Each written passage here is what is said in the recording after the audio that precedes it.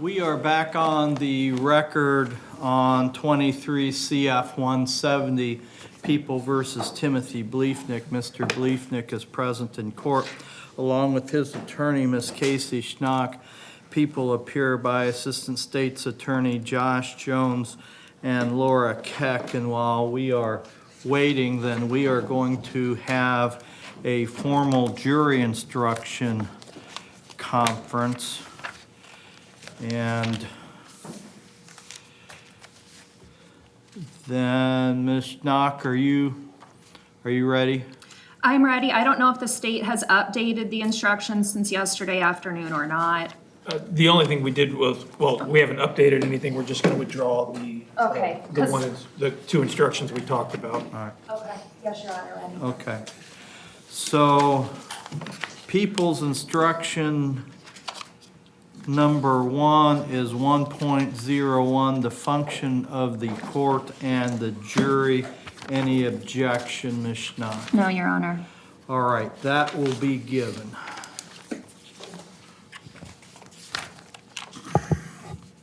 People's Instruction number 2 is 1.01A, the preliminary cautionary instruction before opening statement. Any objection, Ms. Schnock? No, Your Honor.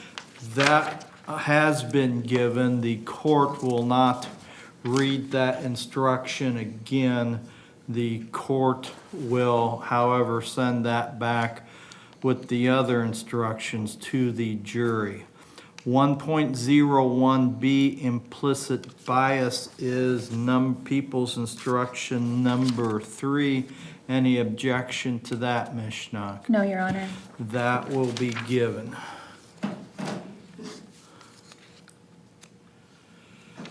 People's Instruction number 4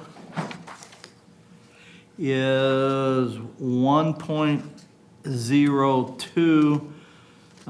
The jury is the sole judge of the believability of the witnesses. The people are presenting the instruction with only the first paragraph. The second paragraph about the defendant testifying is removed. Any objection to that, Ms. Schnock? No, Your Honor. That will be given. People's Instruction number 5 is 1.03, arguments of counsel. Any objection to that instruction? No, Your Honor. That will be given.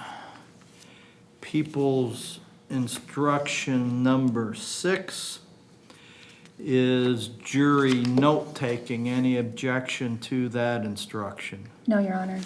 That will be given. People's Instruction number 7 is 1.09A. This is civil instruction, but it's an instruction concerning extended media coverage. Any objection to that instruction? No, Your Honor. That will be given. People's Instruction number 8 is 1.09B. Again, it's a civil instruction. It's entitled, when the news media was present at any portion of the trial. Any objection to that instruction, Ms. Schnock? No, Your Honor. That will be given. People's Instruction number 9 is 2.01, the charge against the defendant. Any objection? No, Your Honor. That will be given. People's Instruction number 10 is 20.01, enhancement extended term factors. Any objection to that instruction? No, Your Honor. That will be given. People's Instruction number 11 is 2.02, the charges against the defendant. Any objection to that instruction? No, Your Honor. That will be given. People's instruction number 12, which is the presumption of innocence. Any objection to that instruction? No, Your Honor. That will be given. People's instruction number 13 is 2802, enhancement as to the presumption of innocence. Any objection to that instruction? No objection. That will be given. Then we're gonna take defendant's instruction number 1, which is the failure of the defendant to testify. Mr. Jones, any objection to that instruction? No. That will be given.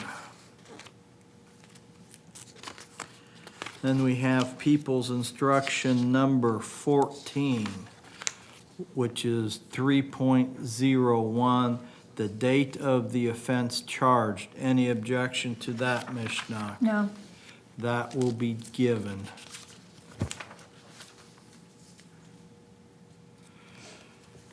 People's instruction number 15, 3.02, definition of circumstantial evidence. Any objection to that instruction? No objection. That will be given. People's instruction number 16 is 3.06 to 3.07, statements by the defendant. Any objection to that instruction? No objection. That will be given. People's instruction number 17 is 7.01B, which is definition of first-degree murder. Any objection to that instruction? No objection. That will be given. People's instruction number 18, which is 7.02B, issues in first-degree murder when second-degree murder is not also an issue. Any objection to that instruction? No, Your Honor. That will be given. People's instruction number 19, definition of home invasion, and that's 11.53. Any objection to that instruction? No objection. That will be given. People's instruction number 20 is 11.53C, definition of dwelling place of another. Any objection to that instruction? No objection. Mr. Jones, the clean copy We're gonna fix that, Your Honor. I have has part of another instruction on it. I'm going to, We'll reprint that one that and up. the next one, Your Honor. okay. And since there's no objection, then that instruction will be given. People's instruction number 21, which is 11.54, issues in home invasion. Any objection to that instruction? No, Your Honor. That will be given. People's instruction number 22 is 28.03, issues in enhancement, and that's enhancement of the issues in home invasion. Any objection to that instruction? No objection. That will be given.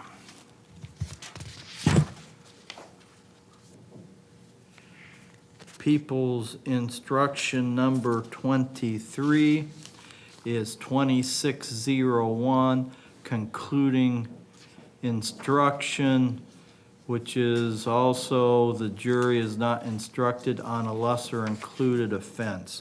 Any objection to that instruction, Ms. Schnock? No objection. That will be given. People's instruction number 24, which is 28.04 enhancement and extended term factors in concluding instruction. Any objection to that instruction? No, Your Honor. That will be given.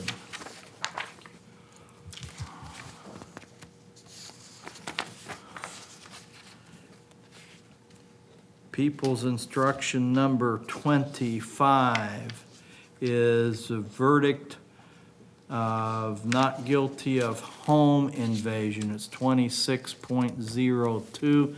Any objection to that instruction? No objection, Your Honor.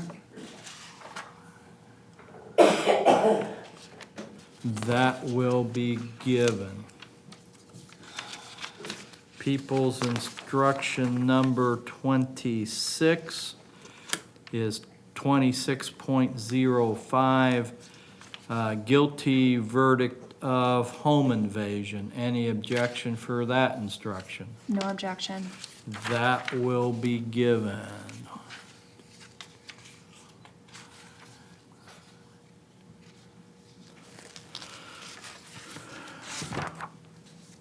People's instruction number 27 is 2602, which is the not guilty of first-degree murder. Any objection to that instruction? No objection. That will be given.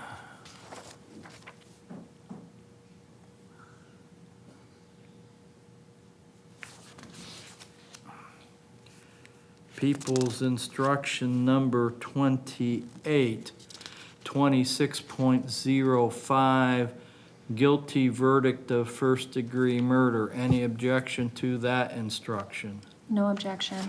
That will be given.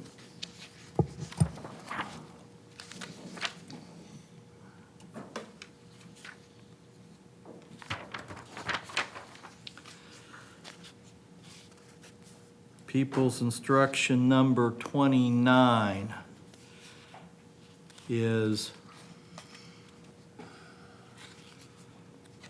28.05, allegation not proven as to first-degree murder, discharge of a firearm. Any objection to that instruction? No, Your Honor. That will be given.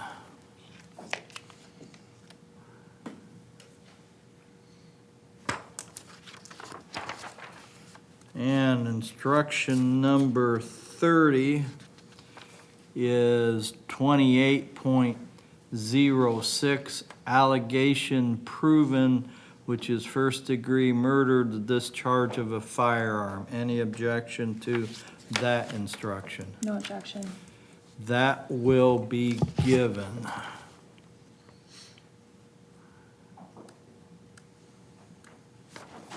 All right, then, that is all the jury instructions that have been presented at the preliminary informal jury instruction conference. Mr. Jones, are the people offering any other instructions? Other than the two that we're going to bring back to the court that correct the errors in those other two, no, Your Honor. Okay. Ms. Schnock, is the defendant offering any additional instructions? No, Your Honor. Okay, those will be the instructions once they are corrected. And do you know, are we ready yet? Okay. Are we ready? Okay. Anything we need to bring up before we bring the jury in, Mr. Jones? Judge, the only thing I would bring up is if we want to address the people's position after closing arguments is that none of the exhibits at this point should go back to the jury. We're not asking that anything go back to the jury other than the jury instructions at this point. If they want to see something, they can certainly ask that question. We can address it then. But, All right. but that's what we would request. Ms. Schnock, what's the defendant's position? At this point, Your Honor, we're not asking that anything go back to the jury. Okay. The court would agree because of the number of the exhibits and the volume of the exhibits and the fact that some of them could go back, some of them probably shouldn't go back. At this point, we won't send any of the exhibits back, and then if the jury wishes to request to review an exhibit, then we will discuss that and consider sending that back then. Anything else before we bring in the jury, Mr. Jones? Judge, what's the court's, now that we've done the formal instruction conference, is the court going to want us to go right into close? If so, I can set some stuff up? No, Okay. because we'll have to consider any motions that are made Okay. once the defendant rests or doesn't present any evidence, and then I'll give you 10 minutes to Okay. get everything together to start closing. So we will send the jury right back then after we bring them in. So let's, Ms. Schnock, anything we need to bring up before we bring in the jury? No, Your Honor. All right, let's bring in the jury. Good morning, ladies and gentlemen of the jury. The people have rested their case, and now the defendant has an opportunity to present evidence if they so wish to do so. Ms. Schnock, does the defendant have any evidence? Your Honor, due to the fact that Mr. Jones waived scope objections during his case in chief, our evidence was able to come in over the last week of testimony. So we will not be presenting any evidence today, Your Honor.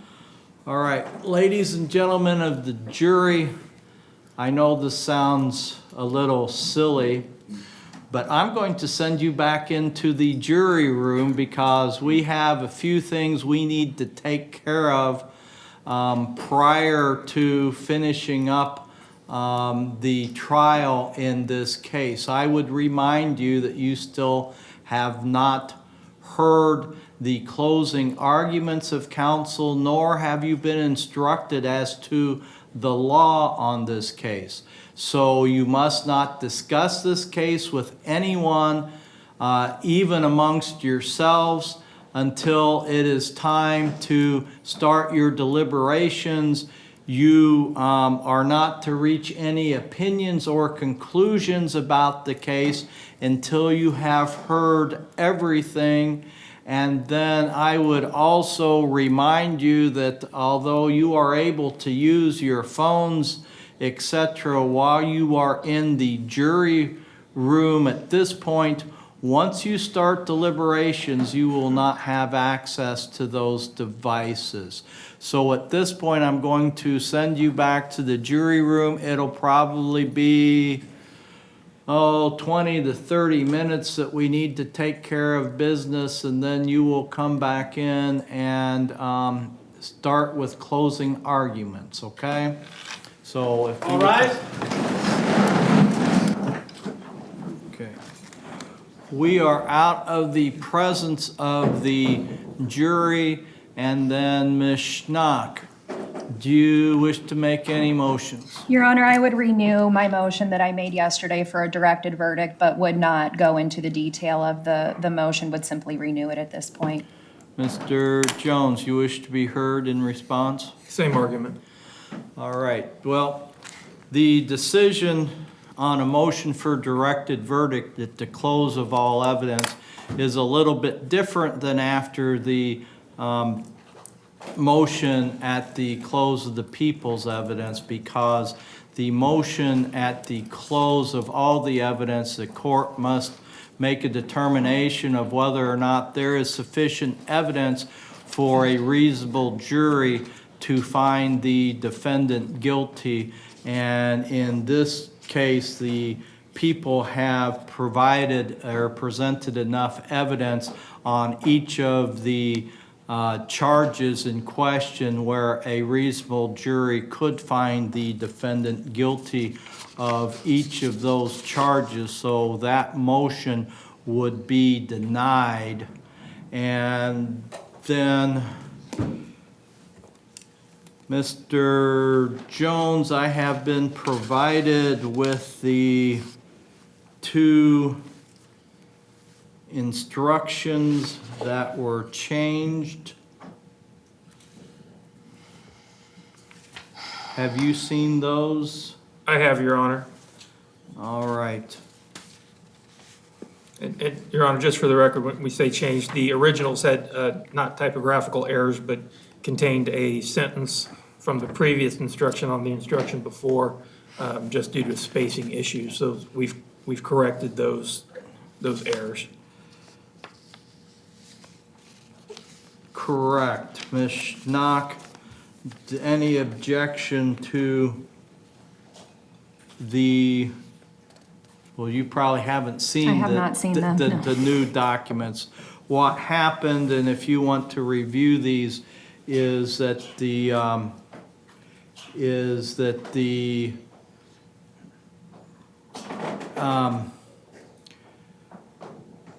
definition of the dwelling place of another contained on the instructions that were to be sent back to the jury contained the first sentence of the next instruction, which was to sustain the charge of the home invasion. And then that instruction, the original instruction, then was incomplete for that next instruction. The people have corrected that. And so now the court has the instructions which contain only one instruction on each page and the whole instruction on each page. So the court is going to accept then those, what we consider clean copies of those instructions. They're not changed. They're simply printed out in the proper form. And then, Mr. Jones, anything we need to bring up before we break and do closing arguments? No, Your Honor. Ms. Schnock, anything we need to bring up before we do closing arguments? No, Your Honor, thank you. All right, let's break for about 10 minutes so you can each get your stuff ready, and we'll go into closing arguments. All right. We are back on the record on 23 CF 170, People versus Timothy Bliefnick. Mr. Bliefnick appears in person and with counsel, Ms. Casey Schnock. People appear by Assistant State's Attorney Josh Jones and Laura Keck. And ladies and gentlemen in the audience, going to advise you again about cell phones. You are allowed to have your cell phones in the courthouse. However, when you are in the courtroom, those cell phones must be turned completely off and put away. If your cell phone goes off, or if the security sees you with your cell phone, then you will be asked to leave the courtroom and you will not be allowed in until the next day. And that does not include the media, who are allowed to have their cell phones or other devices so that they can communicate with the public. However, if you are media, you need to have your ID badges on so security can know that you are media and they will not hassle you. Then, having done that, Mr. Jones, are the people ready to present their closing argument? We are. Ms. Schnock, is the defendant ready? Yes, Your Honor. Okay, then let's bring in the jury. All right. All right, Mr. Jones, you may be heard. Thank you, Your Honor. May it please the court, opposing counsel. ladies and gentlemen of the jury. On February 23rd, 2023, the defendant rode a bike with no reflectors on it that he had bought on Facebook to Becky Bliefnick's house. He rode that bike past the Quincy Bus Barn and past 224 South 20th Street, just like he did on February 14th, 21st, and 22nd. But on February 23rd, 2023, the defendant climbed up a chair at a pergola and onto Becky's roof. And he walked on her roof, and he walked past 4 other windows to the window of a bedroom that he knew was empty. The window of a bedroom of a little boy who at that very moment was asleep in his father's house.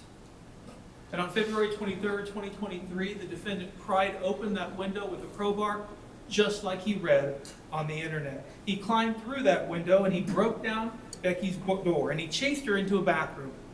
Becky fell to the ground, and the defendant looked down at her, looked her in the eyes, and shot her 14 times.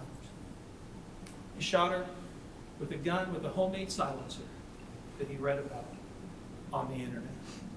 And on February 23rd, 2023, after he executed Becky in cold blood and left her there on that bathroom, slowly bleeding to death, surrounded by 8 shell casings, he rode that same bike past the Quincy Bus Barn, just like he did on February 14th, 21st, and 22nd.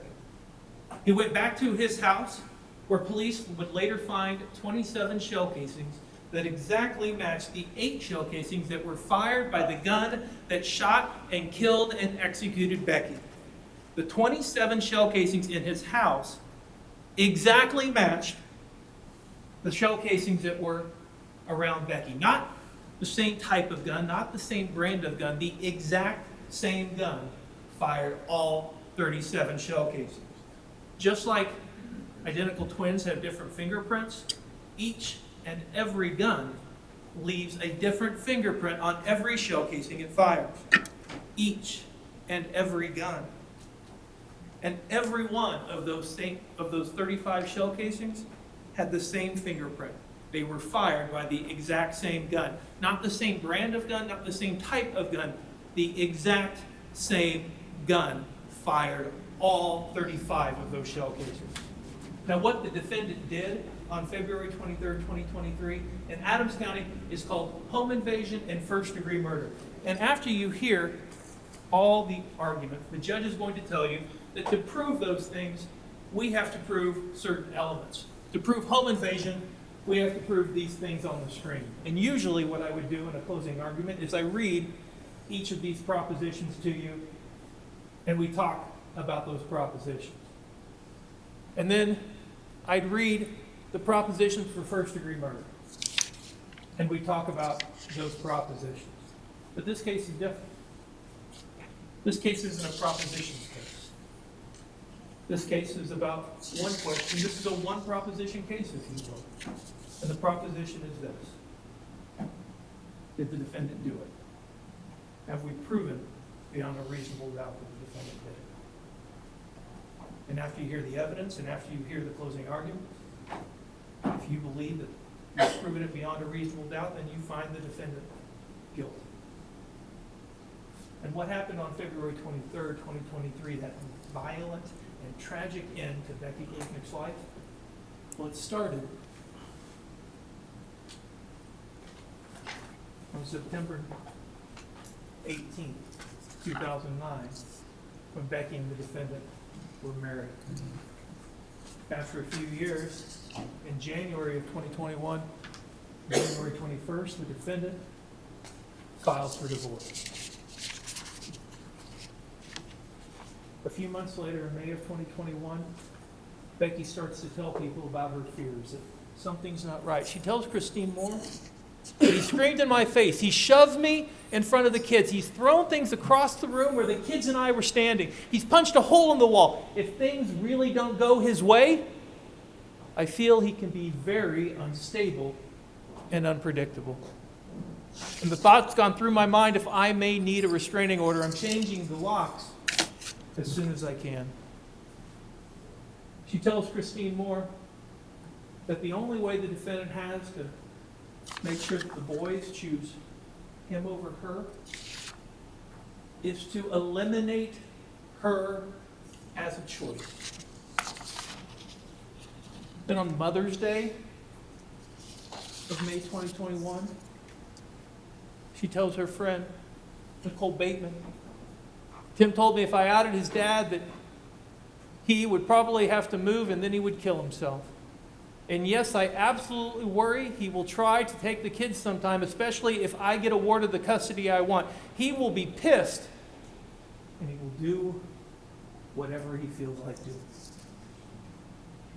In June of 2021, Becky calls out to another friend, to Becky Spots, and she tells Becky, I'm wanting to never have my children around them alone ever again. It's gotten to the point that I hate to even go to work for fear that he will secretly take off with the kids and I won't see them for a long time. Forever. I truly believe Tim has serious mental health problems and he's becoming more vengeful and unpredictable. And it scares me. But I'm scared to even try to get an order of protection because it will piss him off and he will try to punish me somehow. And I don't think an order of protection will be issued because they will say his violent outbursts have not been egregious enough and the incidents have been stretched out over too long a period. Temporary custody has not even been set yet because we haven't been to court, and I don't have even exclusive possession of our home, so I can't legally keep him away from me or the kids. Plus, if I ask for an order of protection, I won't be able to come see my children in his house anymore, and he may cut off their communication with me while they are there, and that scares me too. And then she tells Becky, it is a fucking nightmare.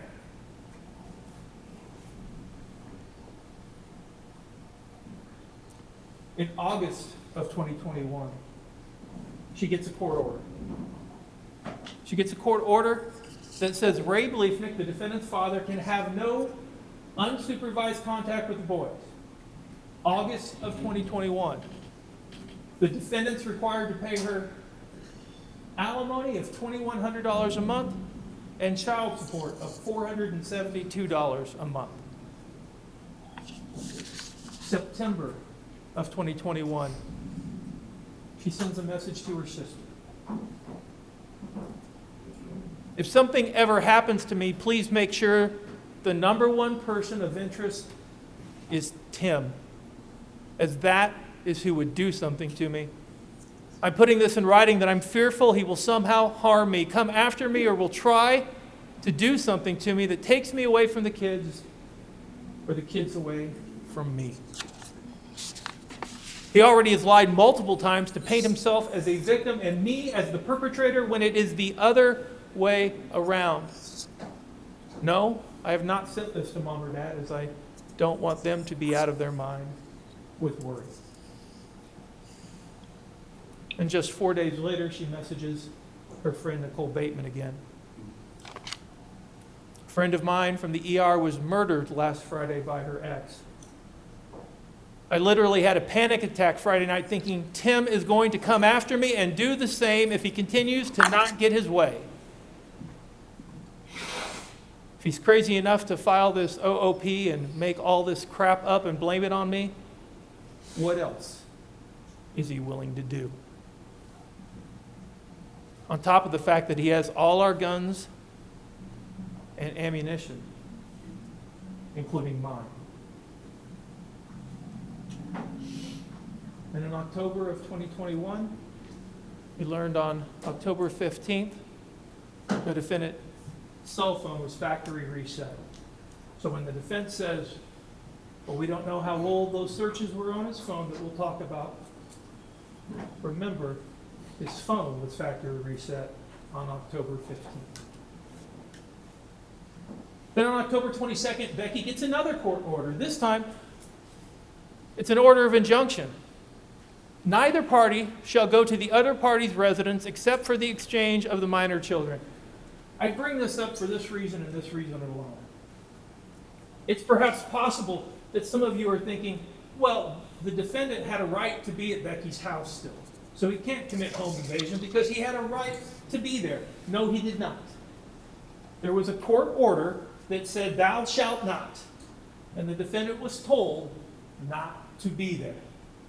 He did not have a right to be at that house. That house on Kentucky Street, at that point, and until the divorce was settled, was Becky's and Becky's alone. And in October of 2022, October 22nd of 2021, the defendant was ordered to give Becky that CZ75. And if he couldn't, he was ordered to give her a Ruger LCS.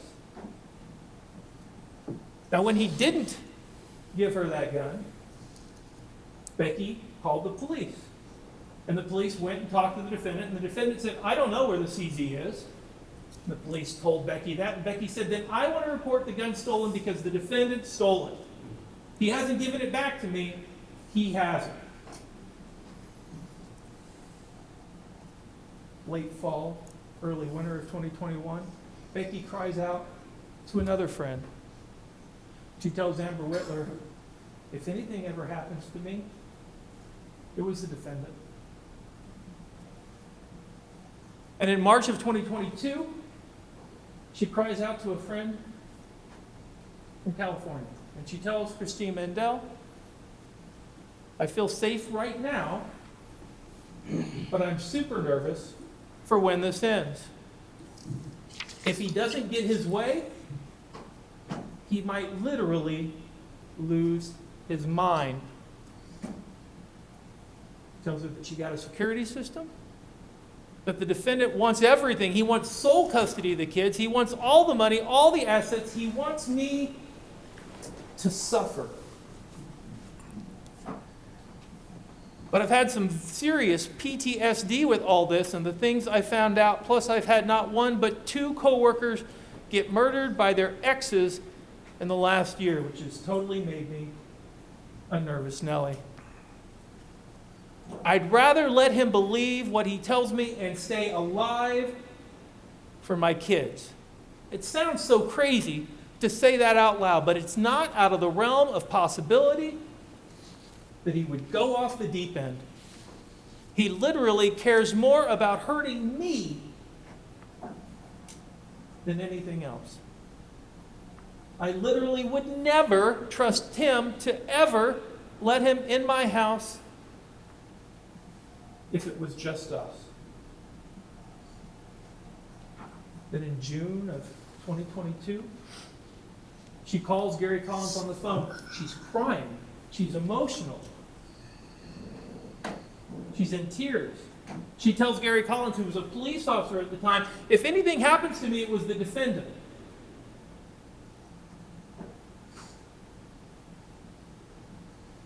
In August of 2022, Becky gets another court order. Neither party shall go to the other party's residence except for the exchange of the minor children. I bring that up for just what we talked about. The defendant had no right to be at that house on Kentucky Street.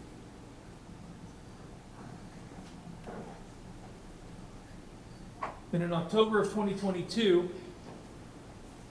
John Smith receives notification about Mike Blazing's bike being sold. I want to talk about this for just a minute. The defense might suggest that we don't know who John Smith was. And I guess my response to that would be this. If we're sitting here in the courtroom and we hear thunder outside and we see a flash of lightning and somebody walks through that door and they're wearing galoshes and they've got an umbrella in their hand, do you have to look out the window to know that it's raining?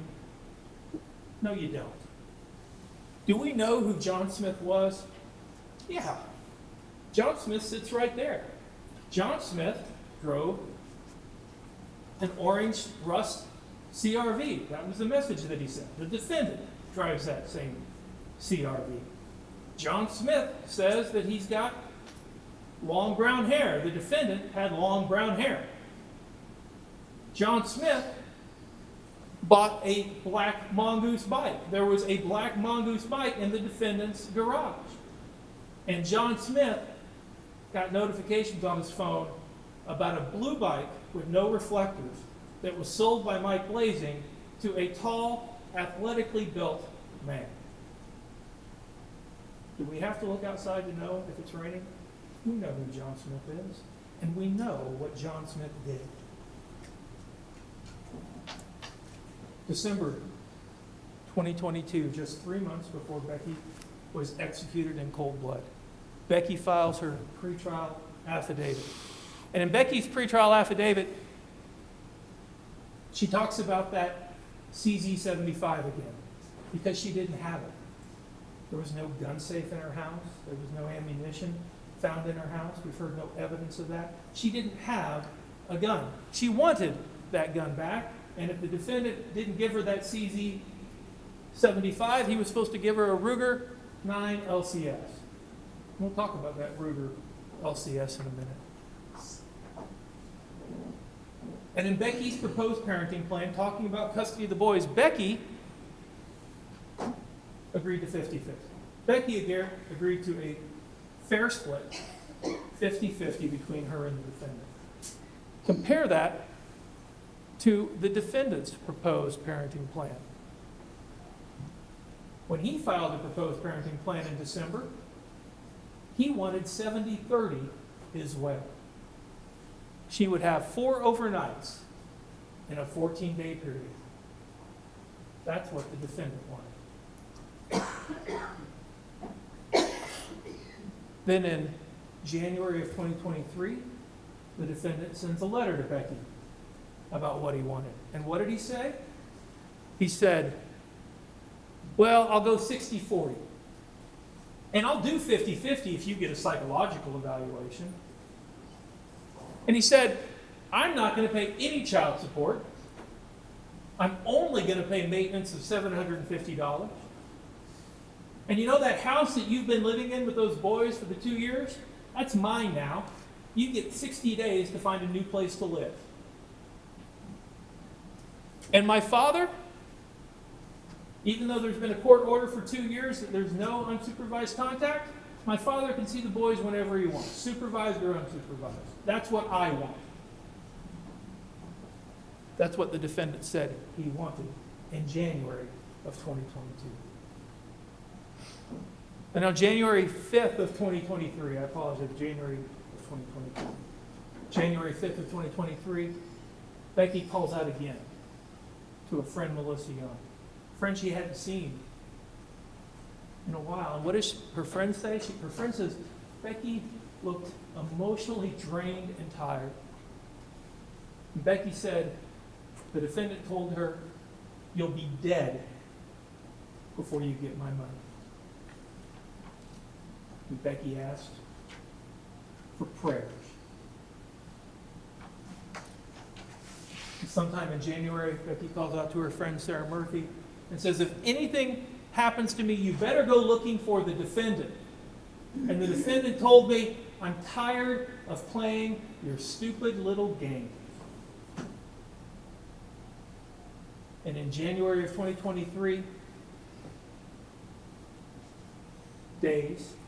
weeks before Becky was left alone on that cold bathroom floor, the defendant's asking his next door neighbor, do you have any cameras that can see into my backyard? February of 2023, the month that Becky was killed. On Friday, February 10th, the defendant calls the Quincy Police Department and says that he's going through a brutal and contentious divorce. And he says, I've got to give a gun back to that crazy bitch. And he says, Hall of Fame QU football player, active in CrossFit, says, I don't feel safe around her.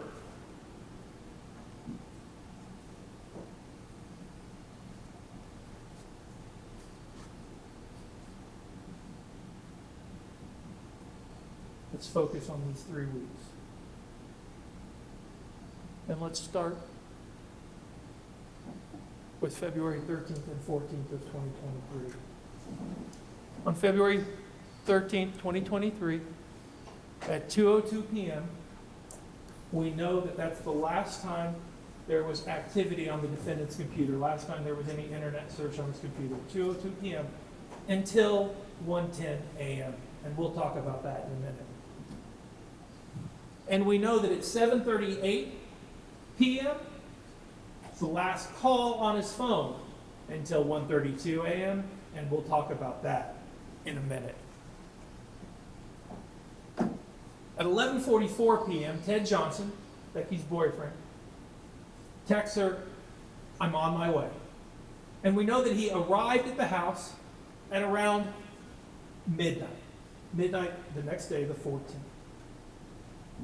And we also know that he parked his truck with that license plate and that VIN number on the back parking lot, back driveway of Becky's house. And we also know that on February 14th, at midnight, the defendant's Whoop armband loses connection.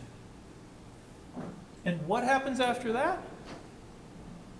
What happens after his Whoop armband loses connection? For the first time, we see this video at the Quincy Bus Barn.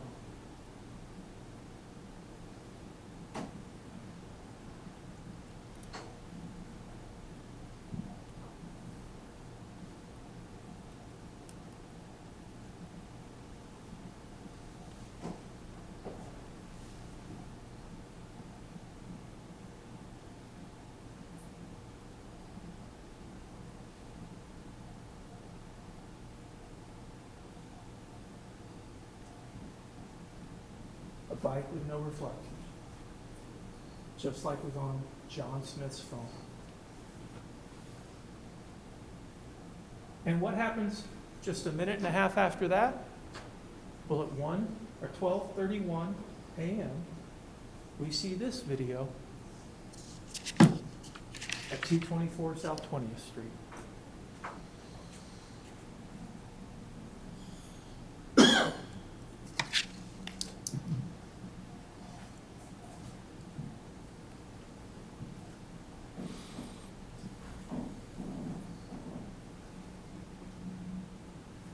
And just 6 minutes after that, we see this video at Taylor Hyman's house.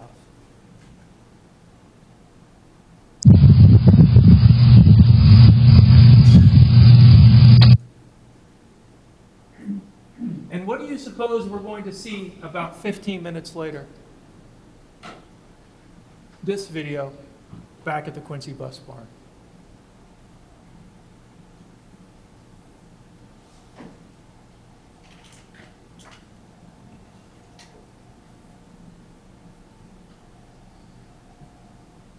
Person on a bike with no reflectors. And is it a person on a bike with no reflectors, or is it the defendant on that bike? Well, right after we see that video, the defendant's Whoop mysteriously reconnects. And right after we see that video, and right after his Whoop mysteriously reconnects, and remember, while all this is going on, this is 1:10 in the morning, Ted Johnson, at that very moment, his truck with that license plate and that VIN number are parked right behind Becky's house. What happens? The defendant goes down the rabbit hole.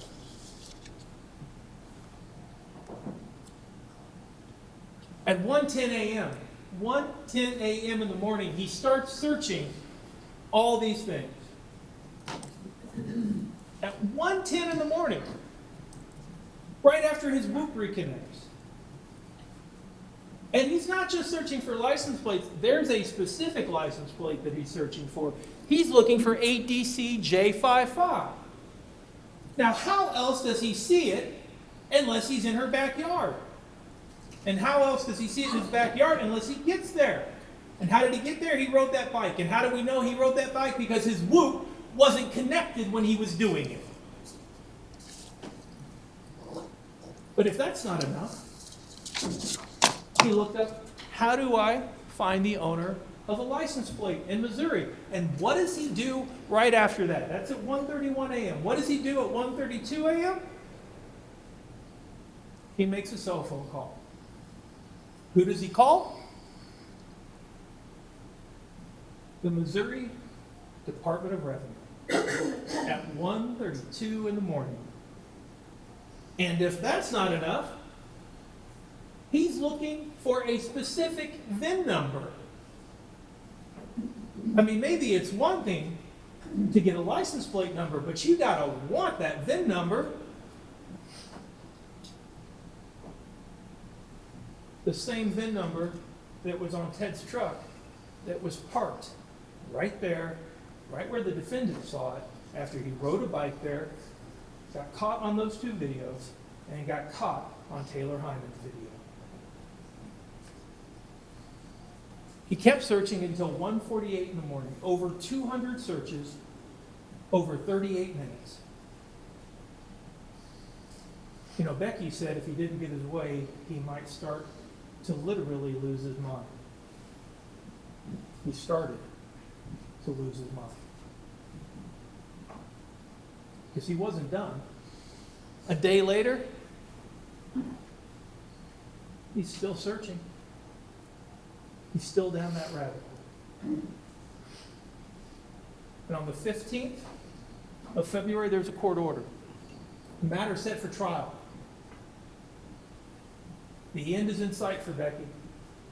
She's going to testify about all those issues, about the hidden assets, the $500,000 in hidden assets, about the custody of the boys, who's going to, is it going to be 50-50, or is the defendant going to get what he wants, 60-40, 70-30? That's going to be settled. Is she going to get kicked out of the home like the defendant wants? Is he going to have to pay her alimony or not? He didn't want to pay her the alimony that she was requesting. And what about the defendant's dad? Was he going to be around those boys unsupervised or not? That was all coming to a head. She had her witnesses subpoenaed. They were there. They were going to testify on March 3rd at 1 p.m. It's in the order. All the presenting matters were going to be heard. The end was in sight. And what did Becky say? She was super nervous for when this ends.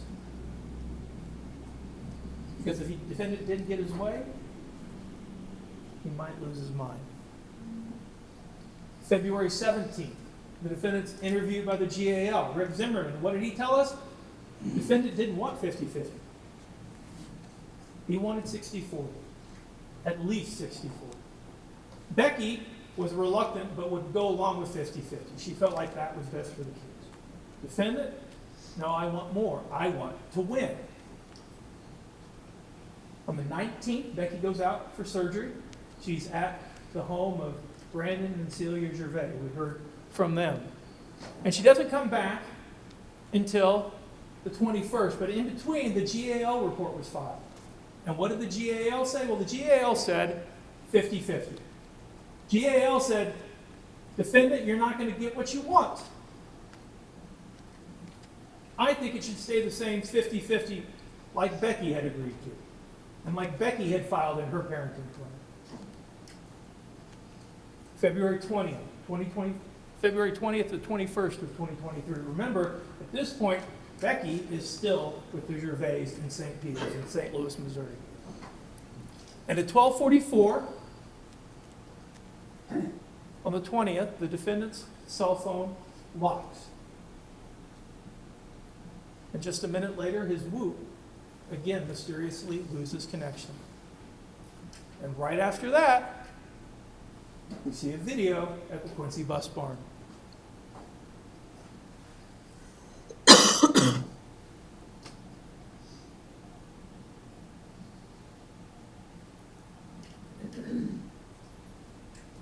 Person on a bike with no reflectors.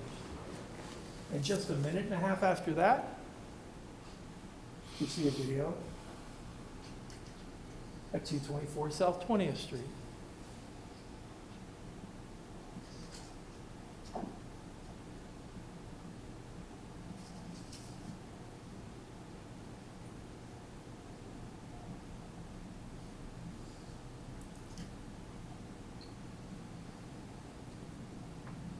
And 15 minutes later after that, we see a video at the bus barn.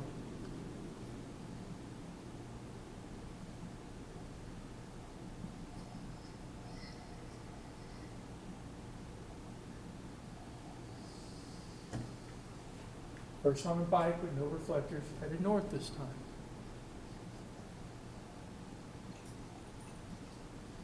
And after the bus barn video, about 25 minutes later,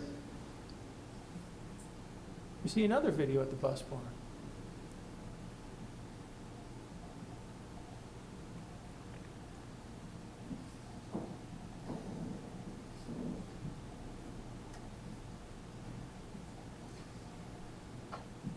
Someone on a bike with no reflectors. Defendant's whoop. Still not connected. No activity on his laptop, no activity on his phone, not one text, not one phone call.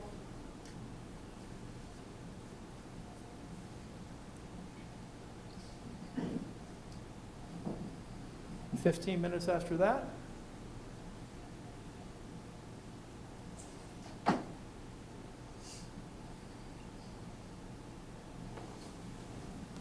person on a bike with no reflectors. You might be asking yourselves, well, why is there no video at Taylor Hyman's house? And I would remind you, Becky wasn't there that night. Becky wasn't at home that night. But mysteriously enough, at 2:11, defendant's armband, after we see the person on the bike, reconnects. And his cell phone unlocks. Becky gets home on the 21st at 11:30 that day. I'm sorry, 11:03 that day. Let's go into February 21st and 2022. And again, let's remember, no activity on the laptop from 8:27 p.m. to 7:01 on the 22nd. No calls on his cell phone between 4:37 on the 21st and 9:29 a.m. on the 22nd. At 7:46, Becky texts the defendant and says, will you watch the kids the next day? We saw those messages on Our Family Wizard. And at 8 o'clock, Ted Johnson, Becky's boyfriend, brings her Qdoba. He's there for about an hour and a half. And at 9:30, Ted helps Becky get into bed, kisses her on the forehead, and says goodnight. It's the last time Ted Johnson ever saw her alive.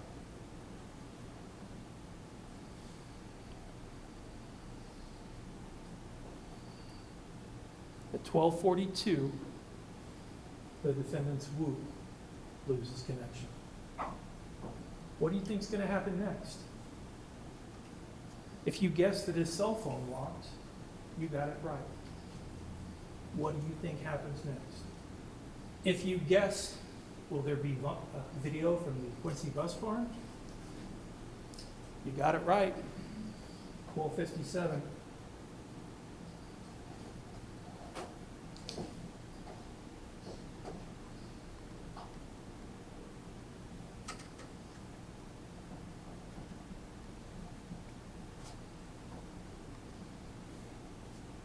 And what happens next?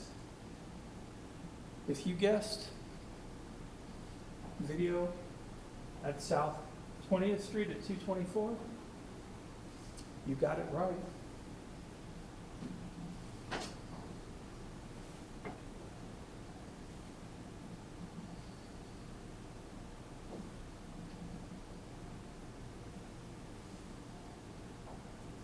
Headed north on 20th Street, south on 20th Street, turning east on Prairie towards Becky's house.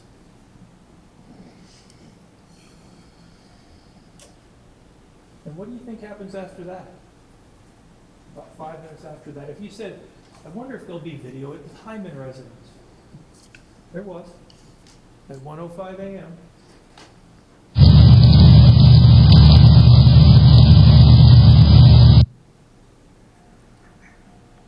And what happens about 15 minutes after that?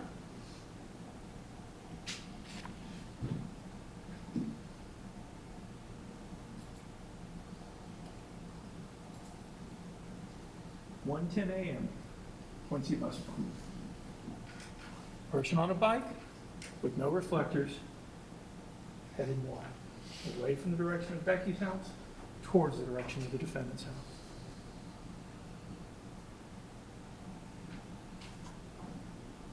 What's going to happen next? If you guessed that his cell phone would unlock and the defendant's whoop would mysteriously reconnect just 6 minutes after we saw that person on the bike, you got it right. And then at 1:39, his cell phone locks again, and his whoop loses connection again.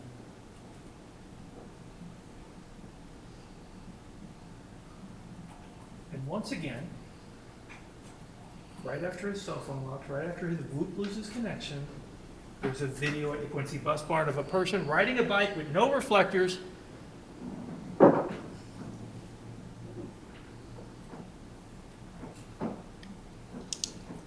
south on 20.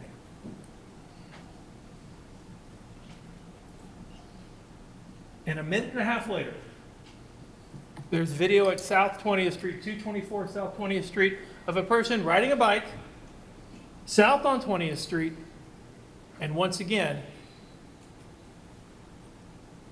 turning east on Prairie.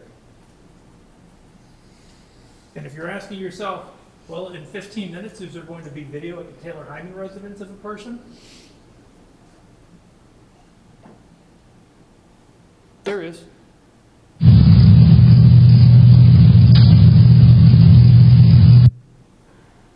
And if you're asking yourself, well, after that, is there going to be video at the bus barn again of a person on a bike with no reflectors headed north on 20th Street, away from the direction of Becky's house and towards the direction of the defendant's house? Yep, you got that one right too. Is it 2:06?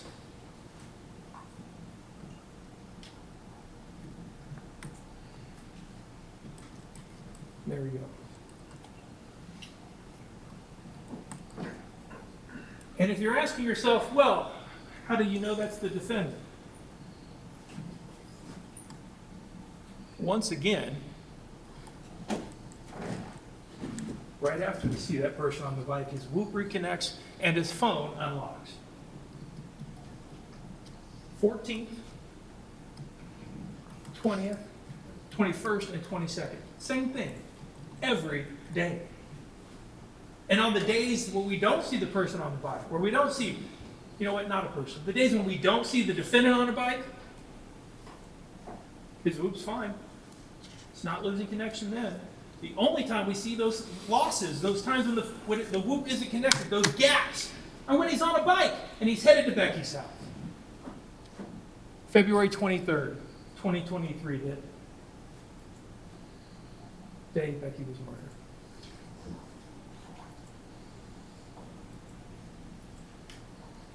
On the 22nd, at 1:15, Kelly Leapley goes to the defendant's house.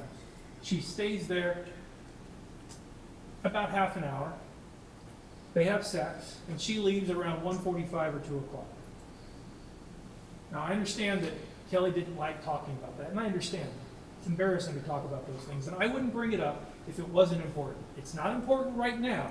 It will be important in about 10 minutes. So bear with me. Just remember, at 1:45, 2 o'clock on the 22nd, the day before Becky was murdered, and when the defendant had to pick up his boys, at 1:45, 2 o'clock, he's not picking up his boys, he's having sex with Kelly Leapley. February 22nd into the 23rd. 8:15 on the 22nd to 6:02 on the 23rd, no activity on his laptop. No calls on his phone between 12:32 p.m. on the 22nd and 8:01 on the 23rd. No activity on his laptop, no calls on his phone. At 7:16, Ted texts Becky. And we saw those text messages. And at 9:47, he calls Becky, and they talk for about 26 minutes. And at 12:36, the defendant's whoop loses connection. And at 12:38, his cell phone logs. 12:53, Becky's on Facebook.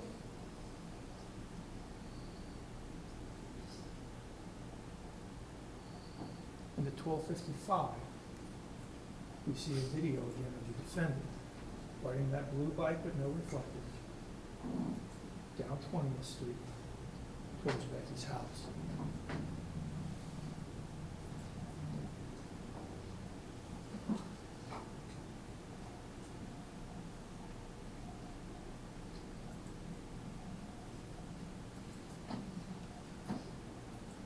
And a minute and a half after that,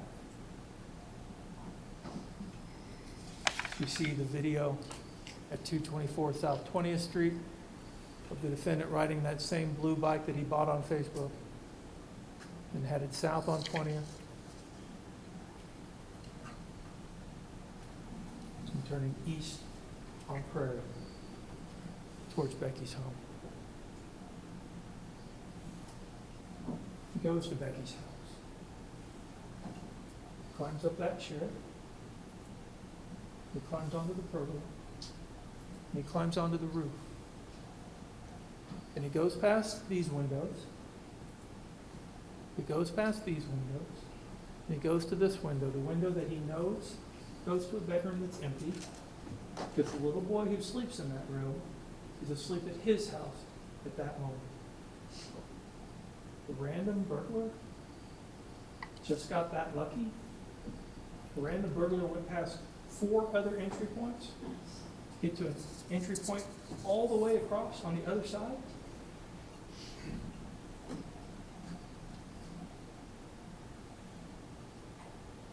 He pries open that window, crawls through the window. Becky hears the noise. She tries to slam her door shut. The defendant kicks in that door, breaks in that door, and Becky's trying to dial 91126, and the phone falls out of her hand because he breaks in that door, knocking the phone out of her hand, and it's found right there. And Becky runs into the bathroom, and she turns around, and she falls to the ground, and the defendant looks down at her, and she looks up at him, and he points the gun down at her, and he pulls the trigger again, and again, and again, and again.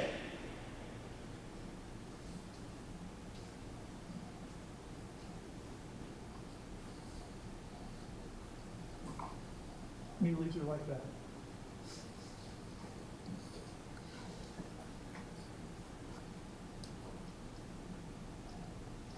And at 1:12 a.m. he runs away. And while Becky is still in that dark, cold bathroom, completely alone, she can't move from the waist down because her spinal cord's been hit. She can't breathe because one of her lungs has been punctured. She's bleeding internally for minutes as she slowly and agonizingly bleeds to death. While that's going on, she's surrounded by evidence of the crime. She's surrounded by pieces of the plastic bag that the defendant used in an attempt to make a homemade silencer, in an attempt to try to catch those shell casings that are projected from the gun.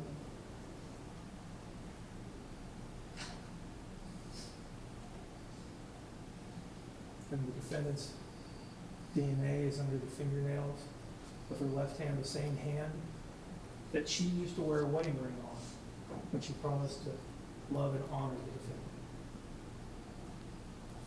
That hand was no protection from the bullets that he fired at her.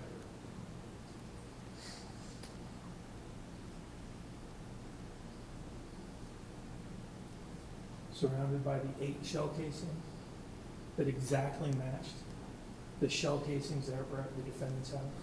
Not the same type of gun, not the same type of ammunition, not the same brand of gun, the exact same fingerprint on all those shell casings and all those shell casings in his basement. And while Becky is slowly dying. The defendant is riding that blue bike with no reflectors, furiously home, pedaling furiously away from what he just did, running away from facing what he did.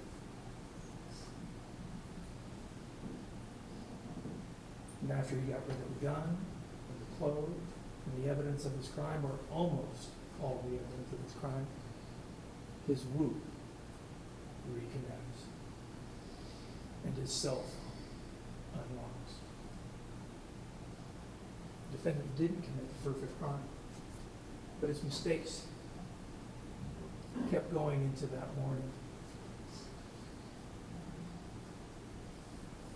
On the morning of the 23rd, between 7:30 and 9:30 a.m., Amy Schmiedeskamp told me that she saw the defendant bring a little tyke suit over to his father's house. Now remember, the defendant's father, had had no unsupervised contact with those boys for over 2 years. They hadn't been over there. Amy Schmiedeskamp said she hadn't seen the boys over there for 2 years. Why does he bring a little tyke suit over there unless he knows that that's not going to be a problem for him anymore? Unless he knows what nobody else knows at that point, that at 7:30 in the morning, Becky's body is still less than a block away from where he's dropping off that little tyke suit. Because he knows Becky's not going to be around to put up a fight now. I'm going to get what I want. My dad's going to be able to have unsupervised contact because Becky's dead because I killed her. Is Amy Schmiedeskamp lying about what she saw? And at 11:51 a.m., the defendant calls St. Peter's School and says, "Don't let the boys walk home. I'm going to be there to pick them up. Don't let them walk home." Roberta Hudson, the school secretary, said that was unusual, that he had never done that before. Well, what was different on the 23rd? Why didn't he want the boys to walk home? Could it be because he knew that the evidence of his crime was waiting to be discovered, and he didn't want his boys to walk in and see their mother shot 14 times on the bathroom floor?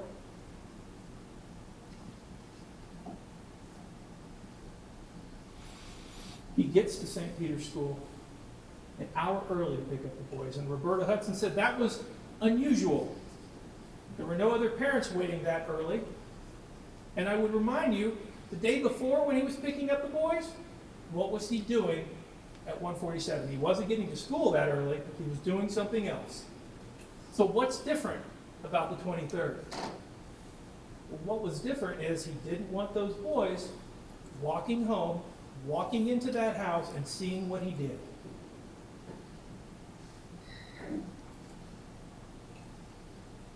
Also remember, he called the school.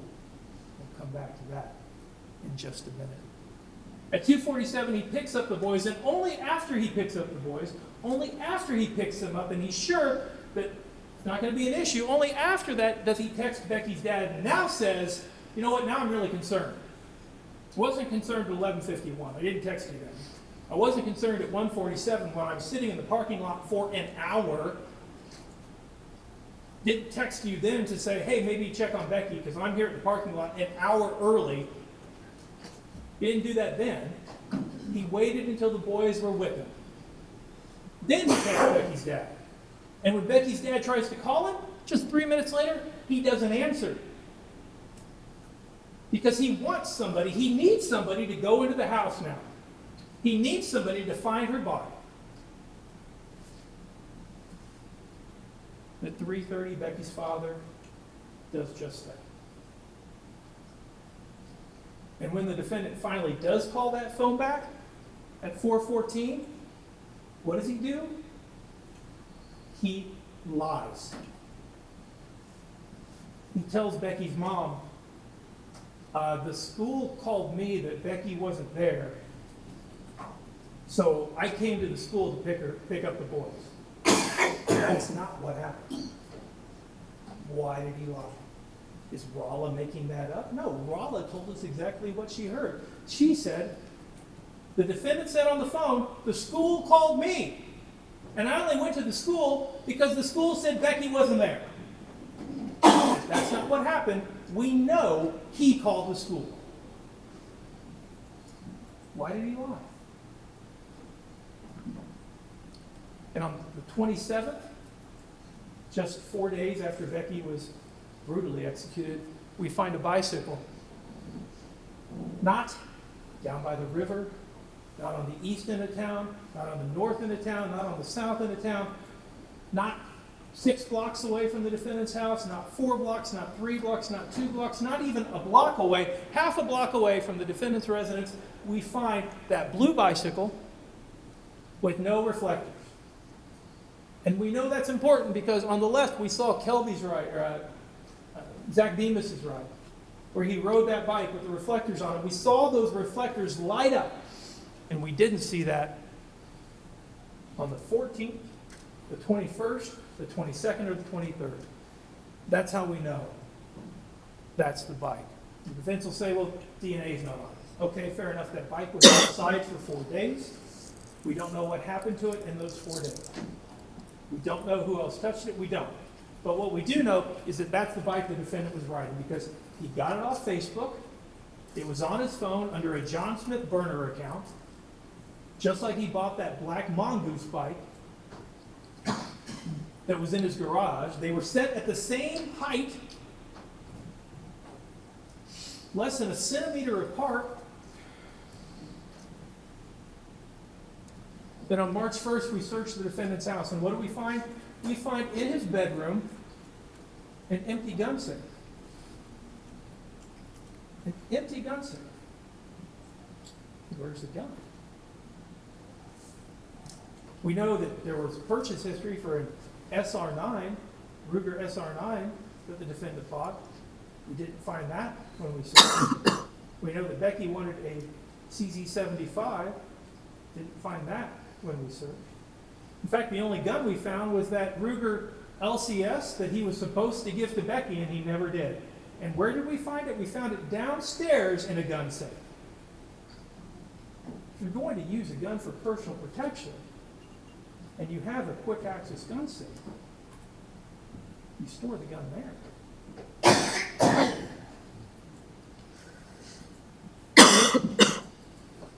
But he didn't.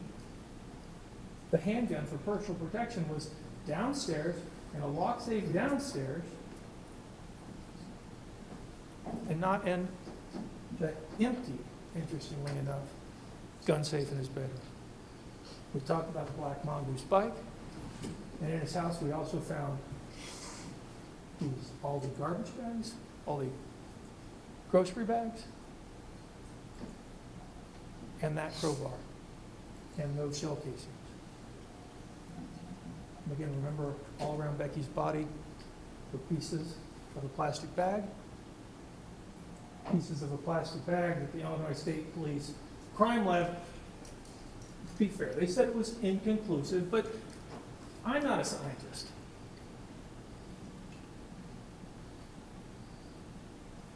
All they can say is that that's inconclusive but consistent.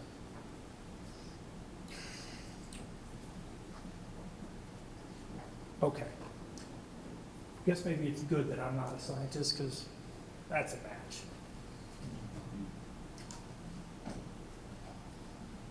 And the tool marks that were left on that window that the crime lab analyzed with this pry bar. And what did they say about the tool marks and the pry bar, the crowbar? There were microscopic consistencies between the two of them. She had to call it inconclusive because she couldn't exactly replicate the manner that tool marks were made, but there were microscopic consistencies. It was inconclusive, but consistent. Just like that is inconclusive, but consistent. And remember, on those pieces of plastic bag, there was DNA. And Ted Johnson, in case you're thinking, well, maybe Ted Johnson had something to do with this. Ted Johnson was excluded. In fact, Ted Johnson's DNA wasn't found in the house. It wasn't there. But the defendant couldn't be excluded. In fact, it was 8 times more likely that it was his DNA on that piece of plastic than 2 unrelated individuals. 8 times. And under Becky's fingernails of that left hand, 3 times more likely it was the defendant or one of the boys. But also remember, she hadn't been around the boys since she left for surgery on the 19th. She had to scrub in for surgery. You have to clean yourself off for surgery. So, boys' DNA under fingernails, the defendant's DNA under her fingernails. And the shell casing. The 8 shell casings that were around Becky's body, and the 27 shell casings that we found in his basement. And the exact match. The defense may say, well, we don't have any fingerprints. Yeah, we do. These are the fingerprints. The same gun fired all those bullets. Not the same brand, not the same model, the exact same gun fired every one of those bullets.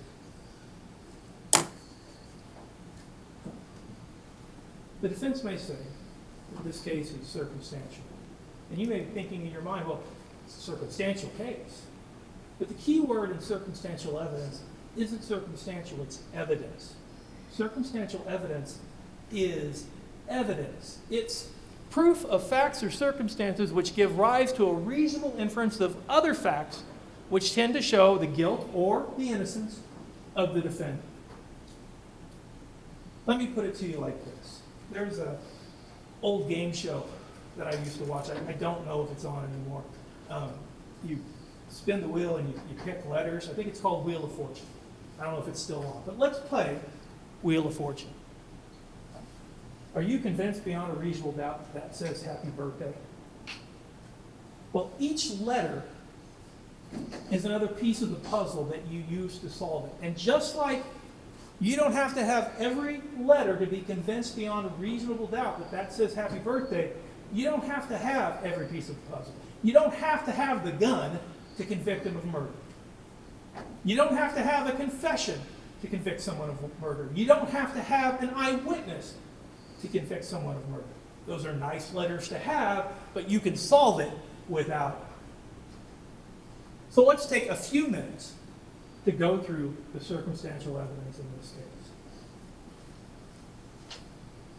Sarah Riley, Sarah Murphy, Melissa Young, Nicole Bateman, Christine Moore, Amber Whitler, Christine Mandel, Becky Spots, Gary Collins.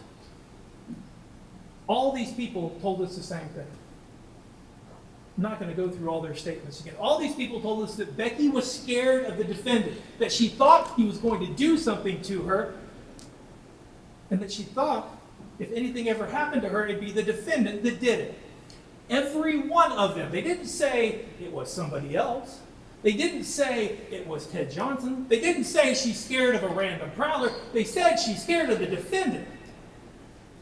Every one of them. And frankly, does it matter how long ago she said it? She was scared for 2 years. And she had every reason to be scared for those 2 years. What about motive? Well, we know that the defendant's father could have no contact with the kids, and we know the defendant didn't like that. Child custody, we know the defendant didn't want 50-50. He wanted 60-40, 70-30. Maintenance, alimony. We know they disagreed about that. In his letter just a month before she was murdered, I'll pay you $750. We saw the calculations that they filed. Becky thought she should get at least twice that. The child support. He didn't want to pay any child support. And the hidden assets. We heard from Becky's attorney that she thought there were almost $500,000 in hidden assets.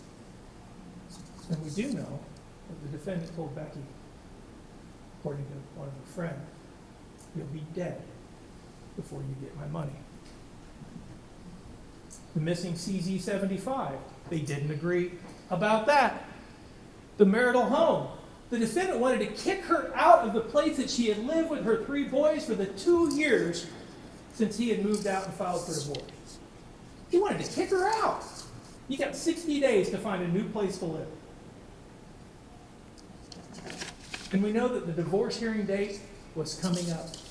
In fact, just a week after she was murdered was when it was scheduled to start. The witnesses were subpoenaed. Becky was going to testify. It was all lined up. It was in an order. It was ready to go. But we never got to have that hearing. Becky never got to have her day in court. And who benefits from that? In the entire world, who benefited from not having to have that divorce hearing? One person. He sits right there. The GAL report. GAL said 50-50. Wasn't what the defendant wanted. He thought he was going to lose. And what did Becky say? If he doesn't get his way, he might literally lose his mind. The witnesses were subpoenaed. She was going to testify. It was all set up. Then in January, the defendant asked Bradley Eman about those cameras in his backyard. The defendant was thinking then, how am I going to get away with this? February 10th, he calls her a crazy bitch and says he's scared of her. And when we search his house, we can't find that Ruger SR9 that we know that he bought. It's also a 9mm. February 14th, he goes down the rabbit hole of the Ted Johnson searches. He starts to become more and more unhinged. He's looking for that license plate that at that exact time was parked in Becky's driveway. He looks for that exact VIN number. He calls the Department of Revenue at 1:32 in the morning. I ask you, are those the actions of someone who's stable? We have the video on the bus barn and how that correlates with everything. We have the video from 224 South 20th Street. We have the video from the Hyman house. But not just that, we know that after Becky's murder, there were no more midnight bike rides with a bike with no reflectors. And we know that after Becky's murder, there were no more midnight bike rides at 224 South 20th Street. And Taylor Hyman said after Becky's murder, there were no more issues in the driveway there either. The John Smith Facebook account, we've talked about that. Mike Blazing, he sold that blue bike to a tall, athletic white man. John Smith, who, can we all agree, is the defendant. It was on his phone. We saw the messages where John Smith described himself. No reflectors on that bike. The bike was found less than half a block from the defendant's house. The bike height seat was almost exactly the same, less than half a centimeter away from the bike that we found in the defendant's garage that he also bought on Facebook. These rides occurred in the middle of the night in February. And is there any other motive to kill Becky? This wasn't a sexual assault. This wasn't a burglary. Nothing was missing. Her purse was there. Her credit cards were there. Her laptop was there. Her checkbook was there. Nothing was missing. Random burglar breaks into the house and doesn't steal anything? The next morning, the Little Tyke soup. He's delivering a Little Tyke soup to his father when nobody knows that Becky's dead except for the person that killed her. He calls St. Peter's at 11:51 when nobody knows that Becky's dead except for the person that killed her. He arrives an hour later when nobody knows that Becky's dead except for the person that killed her. And that's important because the day before when he was picking up the boys, He wasn't there an hour early. He was doing something else. He texts her dad not at 11:51, not at 1:47 when he's sitting in his car alone for an hour waiting for the boys, not until after he picks up the boys. And then, after he texts Becky's dad, he lies to her mom. The manner of entry, it was climbing up that wall. It wasn't done by a non-athletic person. It's an athletic means of entry, and the defendant is athletic. He was involved in CrossFit. He was a former QU football player, Hall of Fame player, in fact.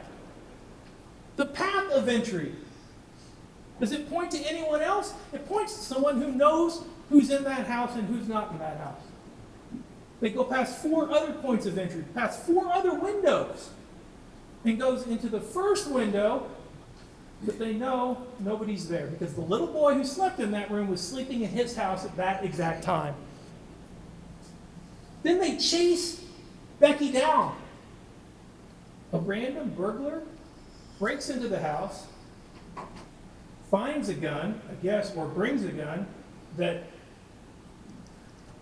somehow has shell casings in the defendant's house. We'll talk about that later. Finds that gun, or brings it, breaks in, then chases Becky down, kicks in the door, and then stands over her and pulls the trigger 14 times? A random prowler does that? It's a crime of passion. That's somebody who's mad. That's somebody who wants that person dead. It's not just a murder, that's an execution. The tool marks on the window, the crowbar in his home. Inconclusive, but consistent, microscopic consistencies. The Aldi bag pieces and the Aldi bags in his home. Consistent. I'll show you the picture again, but you know. And on those Aldi bag pieces, the defendant's DNA, not Ted Johnson, not somebody else, the defendant's DNA, 8 times more likely. And underneath her fingernails, the defendant's DNA, 3 times more likely.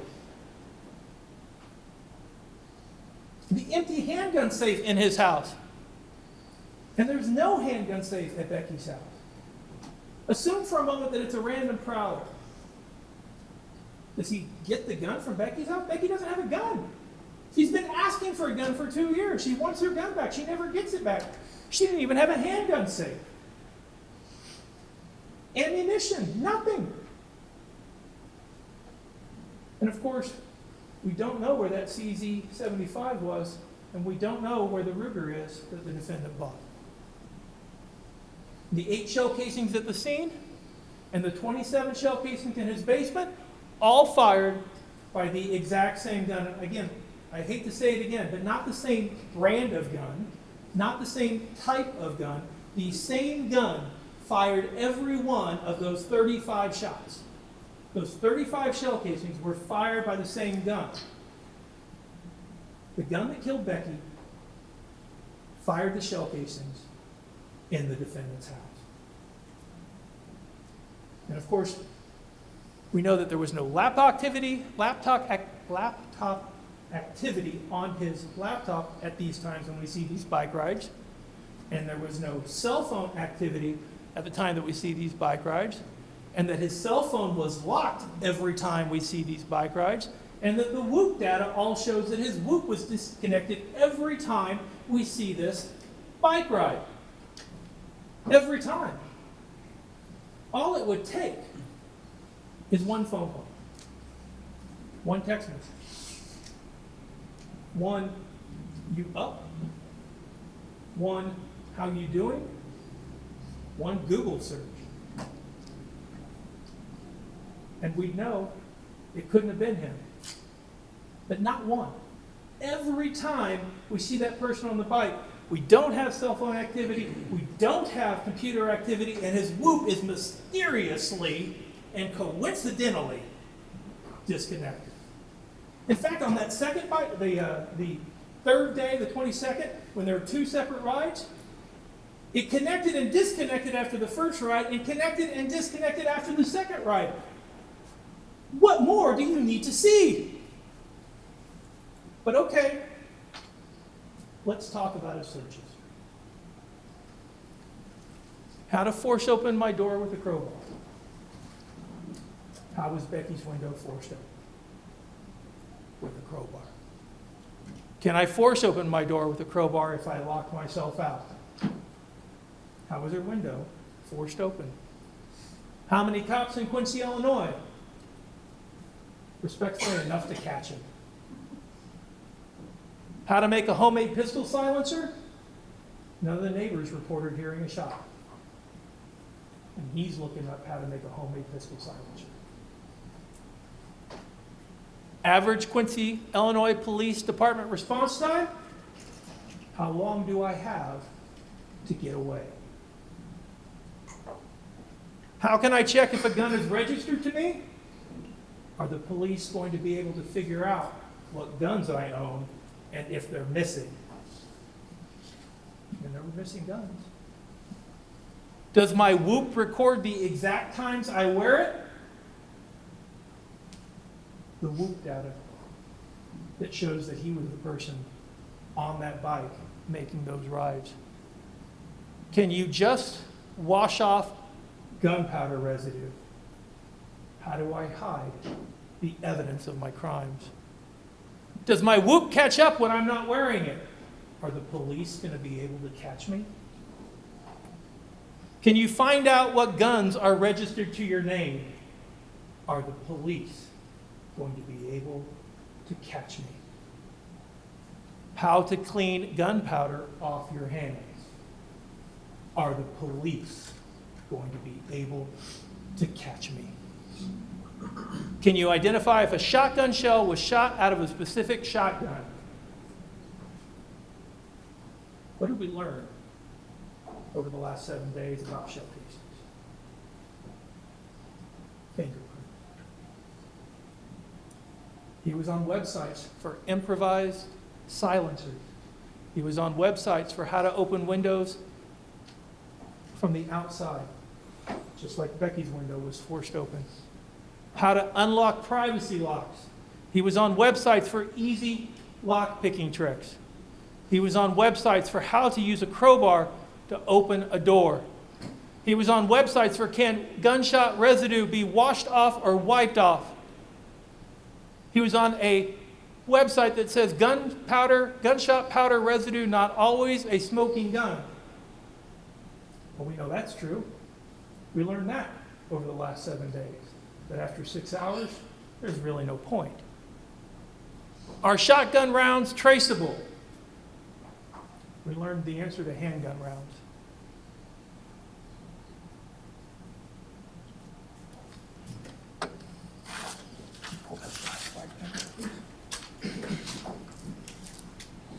Every piece of evidence, every single witness points to one person and one person alone. Nothing you have seen or heard over the past 7 days shows that anyone other than the defendant committed this brutal and heinous crime. Nothing you have seen or heard over the past 7 days shows that anyone else fired those 14 bullets into Becky's body. Nothing you have heard or seen over the last 7 days shows that anyone else had a motive to kill Becky. In fact, only the defendant had a motive to kill, to execute Becky. The divorce was coming up. He thought he was going to lose. He thought he wasn't going to get what he wanted. And just like Becky predicted, he literally lost his mind. Only the defendant had the matching shell casings in his basement. Shell casings in the basement that were fired by the exact same gun that shot and killed Becky. The same fingerprint, if you will, on the shell casings surrounding Becky's body and the shell casings in his basement. The same fingerprint. The exact same gun. And only the defendant had those strange coincidental gaps on his whoop armband. 1,478,411, I think, second by second by second by second. And the only times we heard about any gaps, the only times, are when somebody's riding that bike. Not somebody, when the defendant was riding that bike. And the only time we heard about those gaps are when the defendant rode that bike to Becky's house. And the only time we heard about those gaps are when he climbed up to her window and he pried open that window. And the only time we heard about those gaps are when he chased Becky down the hall, broke open the door, and knocked the phone out of her hands. And the only time we heard about those gaps are when he followed Becky into the bathroom and she fell to the ground. And he looked down at her and he looked her in the eyes and she looked up at him.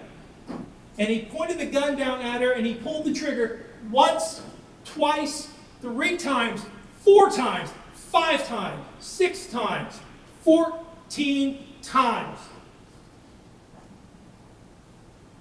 Only the defendant is to blame for executing Becky. And in this case, there can be only one verdict. Sign the verdict form that finds him guilty of home invasion. Sign the verdict form that finds him guilty of first-degree murder. Sign the verdict form that says that he used a firearm to commit that offense. There can be only one verdict. One verdict that the evidence supports. One verdict that the law requires. And one verdict that justice demands. Find the defendant guilty. Thank you, Mr. Jones. Before we start with the defendant's closing statement, I'm going to let everybody take a break. So we're going to take a 20-minute recess so everybody can refresh themselves. We will be in recess. All rise.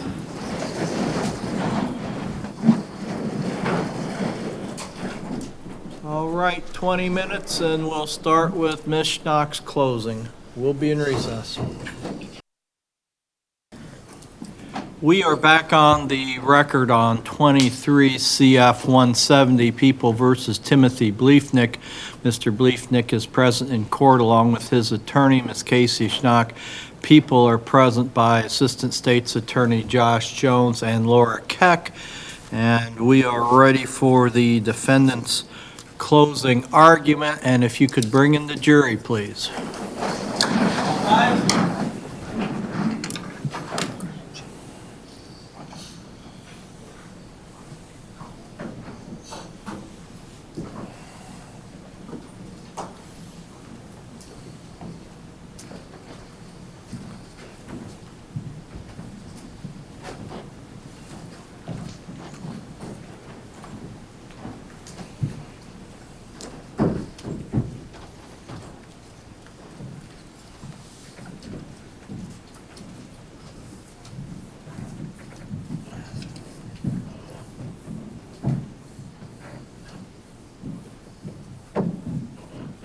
The session is recorded now reconvened. You may be seated.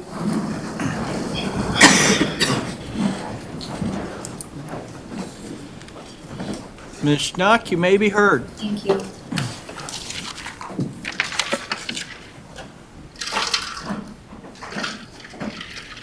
May it please the court, counsel, ladies and gentlemen. Proof beyond a reasonable doubt. What a term that is. We've heard a lot about proof beyond a reasonable doubt since last Monday. We heard proof beyond a reasonable doubt when we were picking the jury. We heard about proof beyond a reasonable doubt during our opening statements. And you're hearing about proof beyond a reasonable doubt now. And you're hearing about it over and over, time and time again, because it's important. It is an important principle of law. I would suggest to you probably one of the most important principles of law that you will consider in your deliberations today. Beyond a reasonable doubt is a high burden. It is a very high burden. It is a monumental burden. And it is a high burden, and it is done so because our founding fathers believed that it was better that 100 people guilty go free than one innocent person be convicted. Now, as you have heard time and time again, that burden of proof is not on me. That burden of proof is not on Tim. That burden of proof is on the state and the state alone. And because the burden of proof is on the state and the burden of proof is not on me, this is the last time that I will get to address you during the course of this trial. If Mr. Jones wants to take another stab at you at rebuttal, that's his prerogative, but this is the last time that I will get to address any of it. So I would like to take this moment to thank all of you for your patience. I thank you, Megan thanks you, and Tim thanks you for your patience. You were all asked if you could handle deciding a case like this. You all said that you believed that you could, and so we thank you for your attention to your service. And we've all been here a long time. I don't know about you, but I'm tired, so I'm gonna get right to the point here. When you were selected, you were asked by the court, you were asked by Mr. Jones, and you were asked by myself if you would follow the law. You all promised that you would follow the law. You promised to follow the law if you didn't like it, and you promised to follow the law even if you didn't agree with it. And I am going to ask you that again right now, and I'm going to ask you that on behalf of Tim, that you follow the law. Remember your promise and remember that oath. One of the first things that Judge Adrian is going to tell you when Mr. Jones and I are done addressing you is he is going to read the law to you. Sympathy should not enter in your deliberations. You will not hear anything from the judge that sympathy is a factor in any of this. As a matter of fact, you will be told that sympathy should not enter in your deliberations, and it is not something that should be considered by you when you go back into that jury room. We all feel sorry for Becky, and we all feel sorry for her family. This is sad.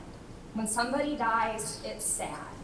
When somebody dies with kids, it's sad. When somebody dies tragically, it's sad. But we're not here to decide if this is sad. We're not here to prey on your sympathy. Sympathy has its place.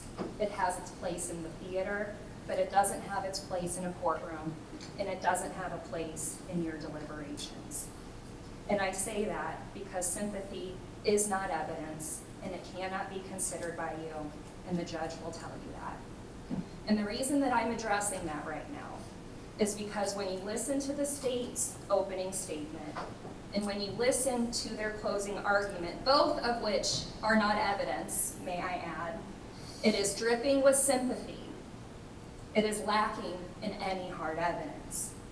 So when Mr. Jones talked to you about Becky's death and the manner in which he thinks it occurred, that should not enter in your deliberations. And I say that because it is simply a cry for sympathy because the case is lacking substantive evidence. The state is asking you to do something today. They want something from you. They want you to take away the presumption of innocence that all defendants enjoy, that Tim enjoys as he sits here right now, that he enjoyed every single day since this case was brought against him. He will carry that presumption of innocence with him unless and until all of you are convinced that the state has proven their case beyond a reasonable doubt. But as he sits here today, he is presumed innocent as a matter of law. All of you promised that you agreed to that and that you would accept that. Because Tim carries the presumption of innocence with him, and the burden of proof is not on me and it's not on Tim, he doesn't have to prove anything in this case. He does not have to prove he's innocent. He does not have to prove that he is not guilty. He does not have to prove alternative theories. This is the state's burden. It's not mine and it's not Tim's. And in order for you to take away that presumption of innocence away from Tim, you all need to be convinced that the state has given you good, solid, credible evidence that convinces all of you that each and every element of that offense has been proven beyond a reasonable doubt. I would submit to you that beyond a reasonable doubt is not in conclusions, and it is not maybes. And I cannot stress this next proposition to you enough. Motive is not an element of the offense of murder. You have heard a lot about motive. You have heard evidence or lack of evidence about motive, but you are not going to be given an instruction about motive. The judge isn't going to tell you to consider motive. The judge isn't going to tell you that it is an element of the offense that has to be proven. Motive is rhetoric and is not something that should be considered in your deliberations. Mr. Jones has talked a lot about the manner in which Becky died. The fact that she won't have parenting time with her kids, that she won't receive alimony, and that she won't receive child support. But ask yourself, what does that prove in this case? The answer is nothing. It proves nothing. It proves that they were getting divorced. It proves that there were court orders entered. And all it is a request for sympathy. It does not prove anything. It certainly doesn't prove that Tim murdered her. We heard from her friends. We've heard from Becky's family members. We've heard from coworkers. They all got on the stand and they testified that sometime after the time of filing, at this point going back to 2021 now, Becky said something to the effect of it, if anything happens to me, look at Tim. We heard about this from friends, from work colleagues, from people that knew Tim, from people that didn't know Tim, from people that hadn't seen Tim in years, from people that took Becky's side in the divorce. But regardless of who these people are, where they came from, or when they heard what they heard, I ask you, I want you to join in their request. I ask you, look at Tim. Look at Tim right now and ask yourself, what does the evidence prove? Look at Tim and ask yourself, what hasn't been proven? Look at Tim and ask yourself, what is the lack of evidence here? What have we been shown? What evidence has been presented? And what, if anything, does that prove to sustain the state's burden of proof? I suggest and I submit to you that the state has come up woefully short in their quest to prove Tim guilty beyond a reasonable doubt. Now, we've talked about DNA. You heard about transference of DNA. You heard about how DNA of one person could get into the home of another person. And the example was the backpack. If I send my son over to Grandma and Grandpa's with a backpack, my DNA could end up at Grandma and Grandpa's, even though I had never actually been in the house. You heard about all of the evidence that was collected, all of the swabs that were done. They did DNA collection and testing on the chair outside that they believed Tim used to shimmy up the side of the house, onto the pergola, onto the roof. They did not find any DNA on any of the shell casings that you heard about. They did not find any of Tim's DNA on the bike that they think he rode to commit this crime. They swabbed his car for DNA evidence. They found nothing. There is no DNA with any reasonable degree of scientific certainty that can link Tim to this crime. None. They did their best. You heard from all of the police officers involved in this and all of the efforts that they went through to collect evidence, and they did not find anything with Tim's DNA on it that can connect him to this crime. You didn't hear about any fingerprint evidence. You did not hear about any hair or fiber samples being collected and tested as evidence. They wanted to make a big deal about the length of his hair, but didn't find any hair anywhere that they looked. You heard about all of the gloves that were taken, that were tested, that nothing was found on. You heard about the nearly 800 tons of trash that were sifted through, that nothing was found. You heard about the Aldi bag, the grocery bag that the state thinks Tim used as a silencer that can't be matched to Tim. You don't have a weapon. You have ballistics that are subject to human error, and that their own expert told you are not exact reproductions. Now, additionally, the elephant in the room, the Google searches. The state did not tell you when those were done, and they cannot tell you when those searches were done, and they cannot tell you who did those searches. If those searches took place before Becky's death, I would admit it should be considered by you for whatever that's worth. But they can't tell you that. Nobody can tell you that. And you can't guess. If these searches took place after Becky's death, then the searches should indicate that it's nothing more than Tim looking into the investigation like half of the town did, and following the investigation as the news allowed us to follow the evidence. But they can't tell us when those searches were done, and it's not my job to tell you or prove to you when those were done. These searches indicate nothing more than somebody looking on the internet. I think it's logical to do if something like this were to happen to your family. But the state wants you, each and every one of you, to speculate, and the state wants each and every one of you to guess when those searches took place. And the judge is going to tell you that you can't guess, that you can't speculate. And if you have to guess, or if you have to speculate, I submit to all of you that that is not proof beyond a reasonable doubt. If you are left guessing or wondering, the state has not met its burden of proof. And guessing is not proof beyond a reasonable doubt. The state has not provided you any witnesses. I think their first 3 witnesses and all of the neighbors said they didn't hear anything. They didn't see anything. They didn't see Tim in the area of the 22nd or the 23rd. They didn't have anything on their home surveillance video, nothing. Nobody can put Tim in that area. There's no reliable video.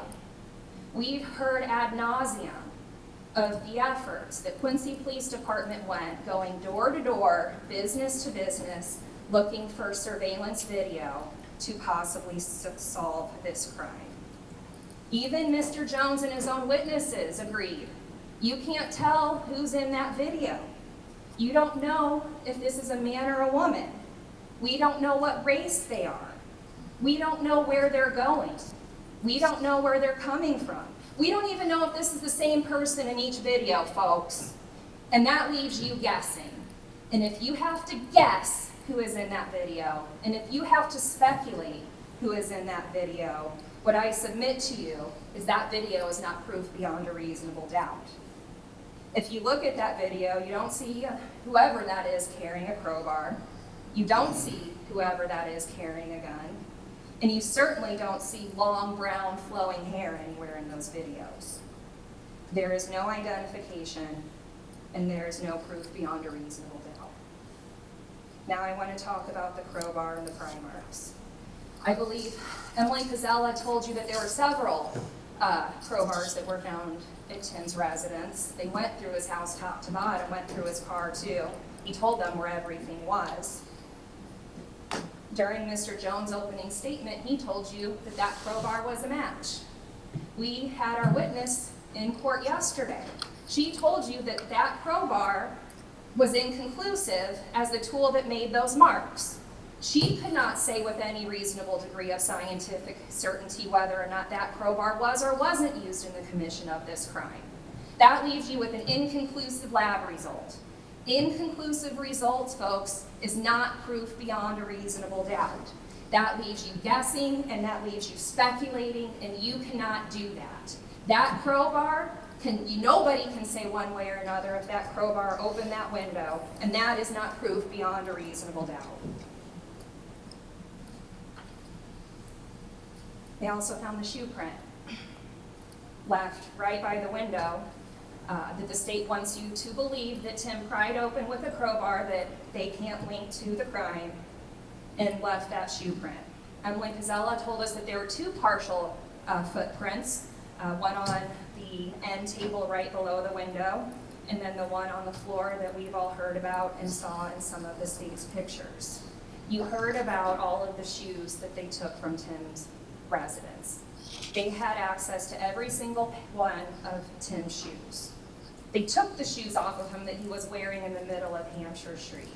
They took pictures of his shoes the night that he was murdered. They took pictures of Ted Johnson's shoes, and the only thing that all of that came to was that Tim's shoes were excluded as making that footprint. Excluded. There are no footprints, no shoes, no nothing that can link that print to Tim Bliefnick in any way, shape, or form. That wasn't inconclusive, that was excluded. There has been literally no evidence in this case, folks, that Tim committed this crime. There's been a lot of evidence of motive. but not a lot of evidence that a crime was committed. And that's in spite of the good work of Quincy Police Department, especially Emily Pizzella. You heard from her and other officers, and they told you how many hours they spent going through Becky's house, searching the outside of Becky's house. I think Emily said she even went back to Becky's house and so that she could try to find more evidence. Emily was involved in searching Tim's house, top to bottom, inside and outside, garages, trash. They found nothing. They went door to door, house to house, business to business. They found nothing. They collected swabs and samples, and they secured every single piece of evidence, and they sent everything off to the crime lab for testing that they possibly could. And in our opinion, their hard work and the lab's hard work clearly exonerates Tim. In addition, and I think this is important to point out to you, that there was a prowler next door to Becky's literally 24 hours beforehand, and nobody bothered looking into that. And you heard that from Taylor Hyman, who lives right next door to Becky. He's the one that told you the only reason he even had security cameras to begin with is because he had people breaking into his cars. He told you that a week before, they had somebody trying to break into their car. He told you that they posted it on social media. He told you that him and his wife said, "Hey guys, he's back." Nothing about Tim Bliefnick being in his driveway. It was the prowler, as the Hymans told you. Now let's look a little bit further into the state's theory of the case. When you watch those videos and when you look at who is on that bike, you cannot say with any degree of certainty that that is Tim. Where's the crowbar? Where's the gun? You don't see any of that. The theory is that Tim took the crowbar and the gun from his house to Becky's house and back. But even Mr. Jones agrees that that's not an identifiable individual on that video. And that's not proof beyond a reasonable doubt. As far as that bike is concerned, they want you to believe that he rode this mystery bicycle from his house at 16th and Hampshire to her house at 25th and Kentucky Road. But the evidence really is that somebody was riding a bike by the bus barn at 20th and Hampshire, and somebody was riding a bike at 20th and Prairie, but that's hardly in the neighborhood of Tim's house, and it certainly isn't in the neighborhood of Becky's house. We've looked at every residential camera, every business camera, every security camera between Tim's house and Becky's house, and have found nothing but the short blurbs of somebody who is clearly not Tim riding a bicycle. That is not proof beyond a reasonable doubt. Following that theory is that Tim broke into his own home, doing it the most difficult way possible. Common sense, and none of you are required to check your common sense at the door, tells us that if you're going to break into your own home, you're going to do it the easiest way possible and not the most difficult. You're not going to climb up a chair and shimmy up the side of the house and go from a pergola to a roof and walk past your wife's bedroom window in the process. It doesn't make sense. The next thing that you need to consider is that in the opening statement that the state gave you, they told you that the crowbar matched the pry marks. Now you've heard scientific evidence that shows that the crowbar and the pry marks do not match, and they are at best inconclusive. Now I want to talk about the shoe print, and I'm almost done, folks, so please bear with me, but this is important. The state's theory is that the killer broke through that bedroom window and left a shoe print on the carpet. The police cut that shoe print out, and they sent it in for analysis. And that shoe print that was sent in for analysis was compared to the shoes for Tim, and it's not Tim's shoe. It wasn't inconclusive, it was excluded. Now, Mr. Jones wants to submit that that only eliminates Tim's shoe. But they took all of his shoes, and they didn't even bother testing the remaining shoes, or anybody else's shoes for that matter. Since it's the state's burden of proof, and they cannot bother to test the remaining shoes, I think that in and of itself should create reasonable doubt in your mind. I also think the fact that Mr. Jones wants to turn this into a game show should tell you what he thinks about his evidence and that it is lacking substance. What I submit to you is if the killer went through that window and left that shoe print, which I can almost certainly concede that happened, and the state appears to agree with that, that shoe print is not Tim's, and that, ladies and gentlemen, is reasonable doubt. Now let's follow through. The state can't give you the murder weapon. They can't give you any DNA that sufficiently links him to this crime. They have been unable to produce any hair or fiber samples. You've heard nothing about any gunshot residue tests that were offered to Tim, and you won't hear anything about that. And the state wants you to believe that Tim did all of this while his 13-year-old, his 10-year-old, and his 5-year-old were home alone in his care at his house, and that he did all of this in order to avoid paying child support and alimony. But the fact of the matter is, Tim had been paying child support and he had been paying alimony. And he was willing to continue to pay alimony. He was willing to continue to help the boys out financially. You saw the letter. He wasn't trying to get out of his responsibility. You saw the settlement letter. And you also heard from the guardian ad litem, Rick Zimmerman, who is an important person in all of this because he really truly is the one independent person who testified to anything. He was appointed in the divorce to protect the best interest of Tim and Becky's boys. And he told you, along with several other witnesses, that there was animosity. But it was animosity on both sides. But it was Rick's job to protect the boys' best interest. It was Rick's job to listen to the safety concerns. It was Rick's job to report to the court anything that was going on in that household that could potentially affect the best interest of those kids. And Rick told you there were no red flags. He told you there was no domestic violence. He told you that these two would make mountains out of anthills. But he also told you that they were able to work things out in the end. They were able to work things out to such an extent that they had both agreed to the current parenting plan that they were operating under, even though neither one of them liked it. And they agreed to that schedule without attorney involvement. They agreed to that schedule without court involvement. They agreed to that schedule without the input of the guardian ad litem. And they did it because it was working for the boys.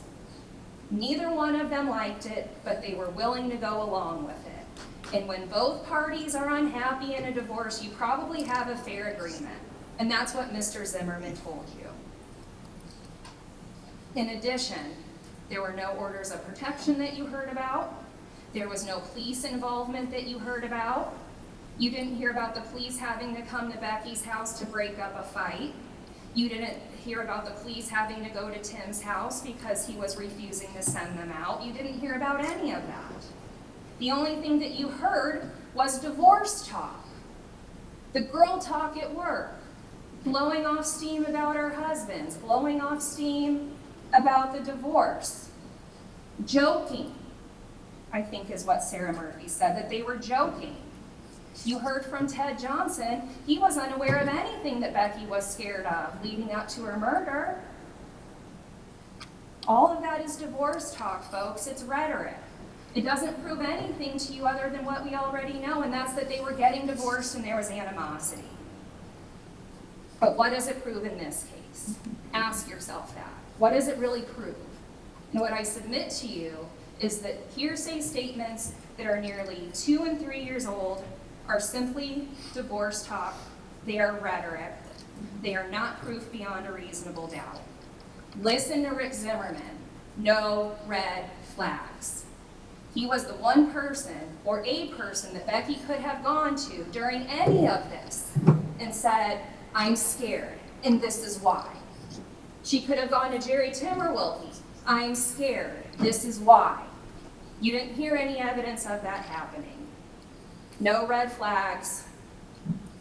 That is not proof beyond a reasonable doubt. And finally, I want to draw your attention to the last conversation that Tim and Becky had. She told Tim, not her mom, not her dad, not her coworkers, not her sisters. She told Tim that she was ill and asked him if he could keep the boys. And he said, yes, I will. Do you want me to take them to school in the morning? And he said, yeah, I would, or some words to that effect. There's no hate there. There's no fear there. This is how you want divorcing people to act. You want divorcing people to be able to handle scheduling changes. You want divorcing people to be able to handle their kids at the last minute. That's not murder, folks. Becky went to Tim when she needed him as one of her last acts, and he accommodated her. He accommodated her without argument. He accommodated her without question.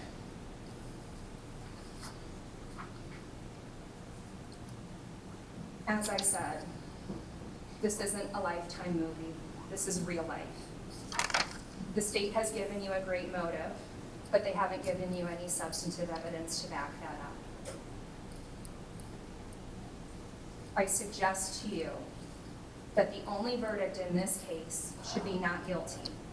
And I request that when you go back there, you look at the evidence, you read the law, you avoid sympathy, and find Tim not guilty.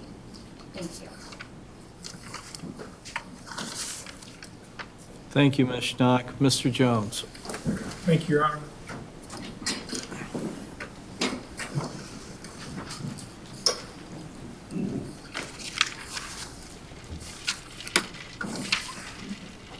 I know it's been a long day, and I know you've had a lot thrown at you in the past 7 days. I have 7 points that I want to make in rebuttal and an end to that, and then we'll be done. The first point I want to make is what the defense just touched on, that Becky texted Tim on our family visit about the boys and said, not feeling well, do you watch the boys? And that's what we want divorcing people to do. I don't know, but what I do know is that when Becky sent that message, she showed weakness to a predator. Ethan knew she wasn't feeling well, and he knew she'd be home alone. And he knew he'd have an opportunity. The second point I want to talk about is something that the defense said about the crowbar and my opening statement, and that I said I think if you think about what was said, what I said was exactly what the witness said, that there were microscopic consistencies between the tool mark and the tool. Nobody said it was a match. She can't say it's a match, just like Jim Riggins couldn't say the Aldi bag was a scientific match.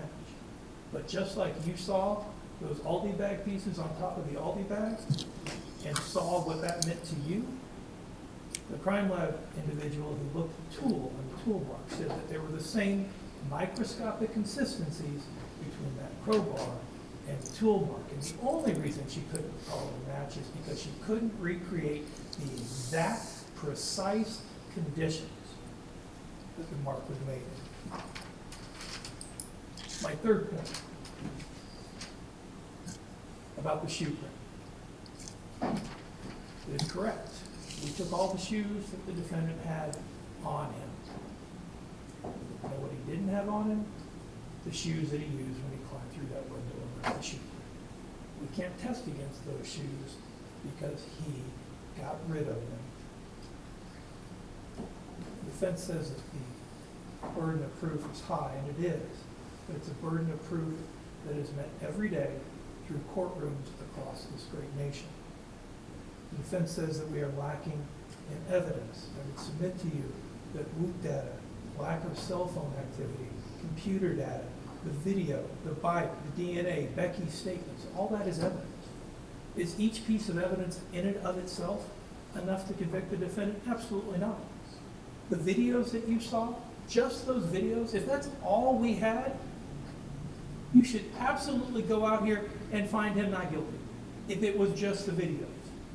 But it's not just the videos. It's the videos and how they relate to the WHOOP data, and how they relate to the cell phone data, and how they relate to the computer activity, and how they relate to the searches that he made at 1 o'clock in the morning on February 14th. Yeah, there was a prowler in Taylor Hyman's yard. The prowler's right there. We know he sits right there because he was searching for the car that was in Becky's backyard at the same time. It wasn't a random prowler, it was the defendant. And we know that because every piece of evidence fits together to show it. The defense says we're lacking in evidence. What about the shell casings? The defense says, well, the shell casings, that's human error. Human error? First, it was a peer review process. Other people had to confirm her testimony. And she told you in 26 years, every proficiency test that she took, 100%. Every test she took, she had to score 100% or she got fired. 26 years. Human error?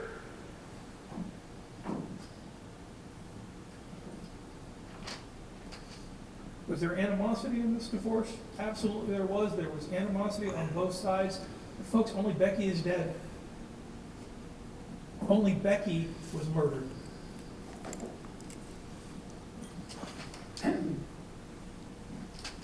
The last point I will make is this, and it goes to the searches on his cell phone. The defense says maybe the searches were done after Becky was found murdered. One of the things about this trial that's been complained about is how tight-lipped we've been. The information hasn't been released to the public.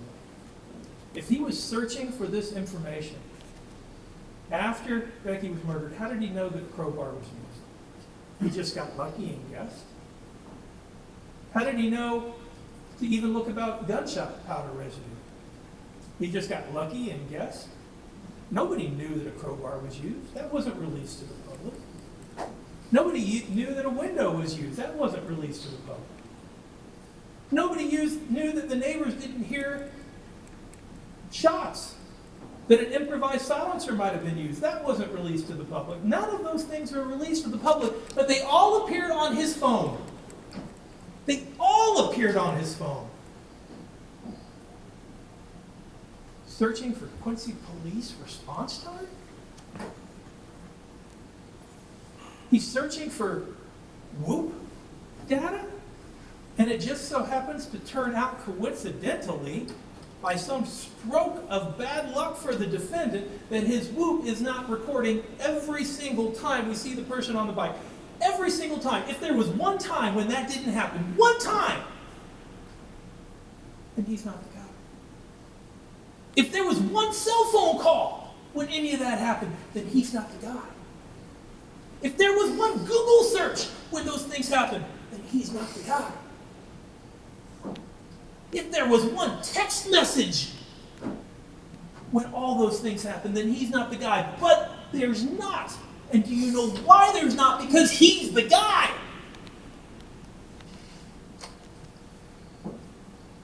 When this trial started on May 23rd, 2023, exactly 3 months after the defendant shot and killed Becky, shot her 14 times on that bathroom floor, 14 times. One time for every year that they were married. And he left her for dead to slowly bleed to death, unable to move from the waist down, unable to breathe because a bullet pierced her lung, but still alive. We talked about how we could never know what was going on in her mind. We'll never know what Becky's last thoughts were. We know she was in pain. We know she was scared, but we don't know what she was thinking. Was she thinking about her mom and dad, Bernie and Bill? Her sister Sarah? Her boyfriend Ted? Was she thinking about her 3 boys, Deacon, Braylon, and Arlen? Was she thinking about how she'd never hold them again, never kiss them goodnight again, never see them again? We won't ever know. But you do know what we do know? You know what she wasn't thinking? She wasn't thinking, how could this happen? She wasn't thinking, how did I get here? She wasn't thinking, how could my husband do this to me? She wasn't thinking that because, folks, she predicted it.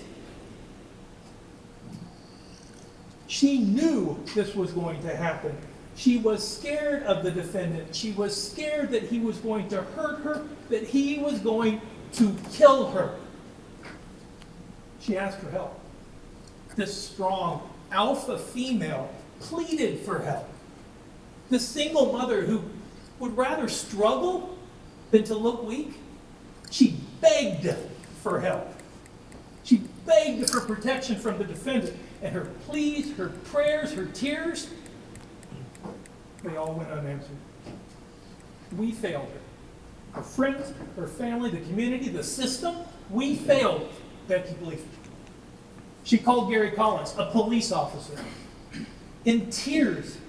And she told him, if something happens to me, it's going to be the defendant that did it.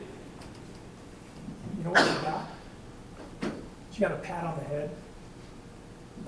There, it's going to be okay. He'd never do that to you. But Gary was wrong. She called out to her friends across the country. And she said the defendant was going to eliminate her as a choice. That the defendant was becoming more vengeful and unpredictable, and that it was a fucking nightmare.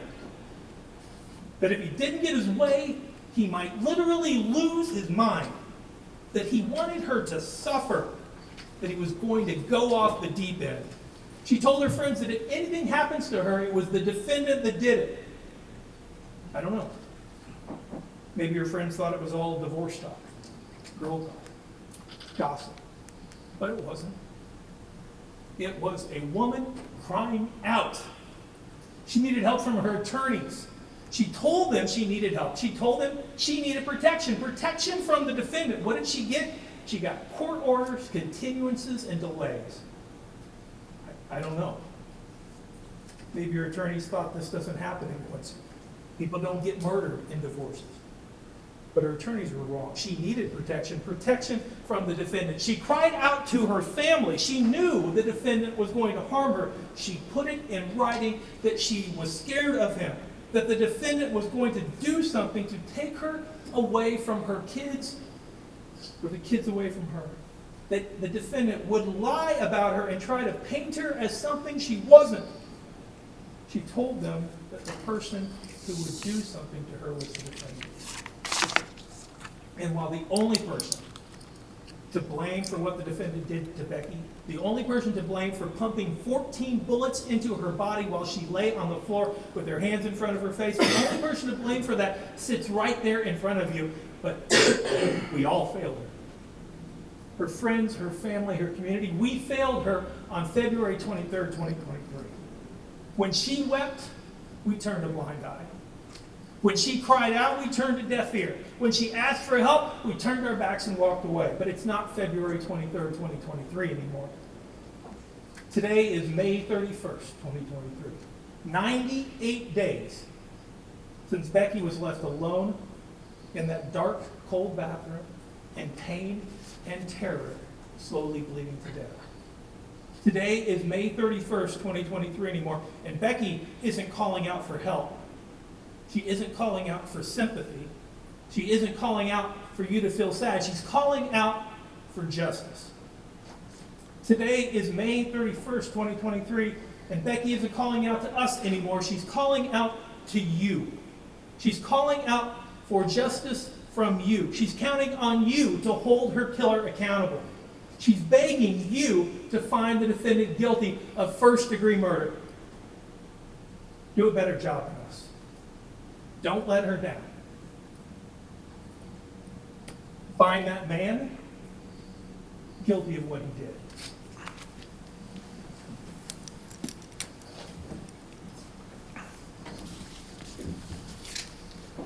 Members of the jury, the evidence and arguments in this case have been completed and I now will instruct you as to the law. The law that applies to this case is stated in these instructions, and it is your duty to follow all of them. You must not single out certain instructions and disregard others. When I use the word he in these instructions, I mean a male or a female. It is your duty to determine the facts and to determine them only from the evidence in this case. You are to apply the law to the facts and in this way decide the case. You are not to concern yourself with possible punishment or sentence for the offense charged during your deliberations. It's the function of the trial judge to determine the sentence should there be a verdict of guilty. Neither sympathy nor prejudice should influence you. You should not be biased in favor or against any person because of that person's race, ethnicity, national ancestry, religion, gender, sexual orientation, age, disability, or socio-economic status. From time to time, it is the duty of the court to rule on the admissibility of evidence. You should not concern yourselves with the reasons for these rulings. You should disregard questions and exhibits which were withdrawn or to which objections were sustained. Any evidence that was received for a limited purpose should not be considered by you for any other purpose. You should disregard testimony and exhibits which the court has refused or stricken. The evidence which you should consider consists only of the testimony of the witnesses and the exhibits which the court has received. You should consider all the evidence in light of your own observations and experiences in life. We all have feelings, assumptions, perceptions, fears, and stereotypes about others. Some biases we are aware of, and others we might not be fully aware of, which is why they are called implicit biases or unconscious biases. Our biases often affect how we act, favorably or unfavorably, towards someone. Biases can affect our thoughts, how we remember, what we see and hear, whom we believe or disbelieve, and how we make important decisions. As jurors, you are asked to make important decisions in this case. You must resist jumping to conclusions based on personal likes or dislikes. You must not let biases, prejudice, or public opinion influence your decision. Neither by these instructions nor by any ruling or remark which I have made do I mean to indicate any opinion as to the facts or as to what your verdict should be. Faithful performance by you of your duties as jurors is vital to the administration of justice.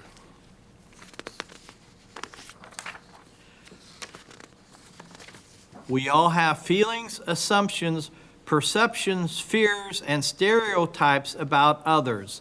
Some biases we are aware of, others we might not be fully aware of, which is why they are called implicit biases or unconscious biases. Our biases often affect how we act favorably or unfavorably towards someone. Biases can affect our thoughts, how we remember, what we see and hear, whom we believe or disbelieve, and how we make important decisions. As jurors, you are asked to make important decisions in this case. You must resist jumping to conclusions based on personal likes or dislikes. You must not let biases, prejudice, or public influence or public opinion influence your decision. You must not be biased in favor or against any person because of his or her race, ethnicity, national ancestry, religion, gender, sexual orientation, age, disability, or socioeconomic status. Your verdict must be based solely on the evidence presented. Only you are the judges of the believability of the witnesses and the weight to be given to the testimony of each of them. In considering the testimony of any witness, you may take into account his ability and opportunity to observe, his age, his memory, his manner while testifying, any interest, bias, or, or prejudice he may have, and the reasonableness of his testimony considered in light of all the evidence in the case. Opening statements are made by the attorneys to acquaint you with the facts they expect to prove. Closing arguments are made by the attorneys to discuss the facts and circumstances in the case and should be confined to the evidence and to reasonable inferences to be drawn from the evidence. Neither opening statements nor closing arguments are evidence, and any statement or argument made by the attorneys which is not based on the evidence should be disregarded. Those of you who took notes during the trial may use your notes to refresh your memory during jury deliberations. Each juror should rely on his or her recollection of the evidence. Just because a juror has taken notes does not necessarily mean that his or her recollection of the evidence is any better or more accurate than the recollection of a juror who did not take notes. When you are discharged from further service in this case, your notes will be collected by the deputy and destroyed. Throughout that process, your notes will remain confidential and no one will be allowed to see them. In this case, I have approved a request to allow the news media to film and photograph the proceedings. This is permitted by the Illinois Supreme Court and is subject to numerous restrictions contained in the policy for extended media coverage in the Circuit Courts of Illinois. The policy in place regarding cameras in the courtroom is very strict, and the court closely monitors every policy provision. In general, the policy permits the news media to film and photograph the courtroom setting, the participants in the trial, and any person who might be in the audience. The policy does not permit the news media to film or photograph any of you as jurors or the jury panel as a whole in the courtroom and outside the courtroom. The presence of cameras does not make this case more important than others. All trials are equally important to the court and involved parties. You should not draw any inferences or conclusions from the fact that cameras are present at this particular trial. The news media is generally able to choose which portion or portions of the trial they wish to attend. Therefore, their attendance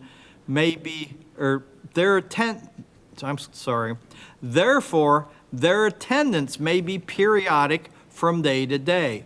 Also, for legal reasons, the news media may not be permitted to film and photograph certain witnesses. You are not to concern yourself with why certain witnesses are filmed and photographed and others are not. Whether a particular witness is filmed or photographed is not any indication as to the value of or weight to be given to that witness's testimony. You should ignore the presence of any cameras if you find at any time that you are distracted or unable to concentrate because of the cameras. Please notify me. In this case, the news media was permitted to film and photograph the proceedings pursuant to the Illinois Supreme Court policy for extended media coverage in the Circuit Courts of Illinois. In your deliberations, you should not draw any inferences or conclusions from the fact that cameras were present at this particular trial, nor should you concern yourself with why certain witnesses were filmed and photographed and others were not. Whether a particular witness was filmed or photographed is not any indication as to the value of or weight to be given that witness's testimony. The defendant is charged with the offenses of first-degree murder and home invasion. The defendant has pleaded not guilty. The state has also alleged that during the commission of the offense of first-degree murder, the defendant personally discharged a firearm that proximately caused death to another person. The charges against the defendant in this case are contained in a document called the indictment. This document is the formal method of charging the defendant and placing the defendant on trial. It is not any evidence against the defendant. The defendant is presumed to be innocent of the charges against him. This presumption remains with him throughout every stage of the trial and during your deliberations on the verdict, and is not overcome unless, from all the evidence in this case, you are convinced beyond a reasonable doubt that he is guilty. The state has the burden of proving the guilt of the defendant beyond a reasonable doubt, and this burden remains on the state throughout the case. The defendant is not required to prove his innocence. The state has alleged that during the commission of the offense of first-degree murder, the defendant personally discharged a firearm that proximately caused death to another person. The defendant is presumed to be innocent of this allegation. This presumption remains with the defendant throughout every stage of the trial and during your deliberations on the verdict, and is not overcome unless, from all the evidence in the case, you are convinced beyond a reasonable doubt that the allegation is proven. The state has the burden of proving the allegation beyond a reasonable doubt, and this burden remains on the state throughout the case. The defendant is not required to disprove the allegation. The fact that the defendant did not testify must not be considered by you in any way in arriving at your verdict. The indictment states that the offenses charged were committed on or about February 23rd, 2023. If you find the offense charge was committed, the state is not required to prove it was committed on that particular date charged. Circumstantial evidence is a proof of facts or circumstances which give rise to a reasonable inference of other facts which tend to show the guilt or innocence of the defendant. Circumstantial evidence should be considered by you together with all the other evidence in the case in arriving at your verdict. You have before you evidence that the defendant made statements relating to the offenses charged in the indictment. It is for you to determine whether the defendant made the statements, and if so, what weight should be given to the statements. In determining the weight to be given to a statement, you should consider all the circumstances under which it was made. A person commits the offense of first-degree murder when he kills an individual if, in performing the acts which caused the death, he intends to kill or do great bodily harm to that individual. To sustain the charge of first-degree murder, the state must prove the following propositions. First proposition, that the defendant performed the acts which caused the death of Rebecca Bliefnick, and second proposition, that when the defendant did so, he intended to kill or do great bodily harm to Rebecca Bliefnick. If you find from your consideration of all the evidence that each of these propositions has been proved beyond a reasonable doubt, you should find the defendant guilty. If you find from your consideration of all the evidence that any one of these propositions has not been proved beyond a reasonable doubt, you should find the defendant not guilty. A person commits the offense of home invasion when he, not being a peace officer acting in the line of duty, without authority, knowingly enters the dwelling place of another when he knows or has reason to know that one or more persons is present and personally discharges a firearm that proximately causes the death to another person within the dwelling place. The phrase dwelling place of another includes a dwelling place where the defendant maintains a tenancy interest, but from which the defendant has been barred by a court order. To sustain the charge of home invasion, the state must prove the following propositions. First proposition, that the defendant was not a peace officer acting in the line of duty.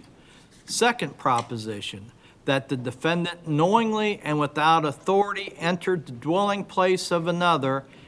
And third proposition, that when the defendant entered the dwelling place, he knew or had reason to know that one or more persons were present. And fourth proposition, that the defendant personally discharged a firearm during the commission of the offense, which proximately caused death to Rebecca Bliefnick, a person within the dwelling place.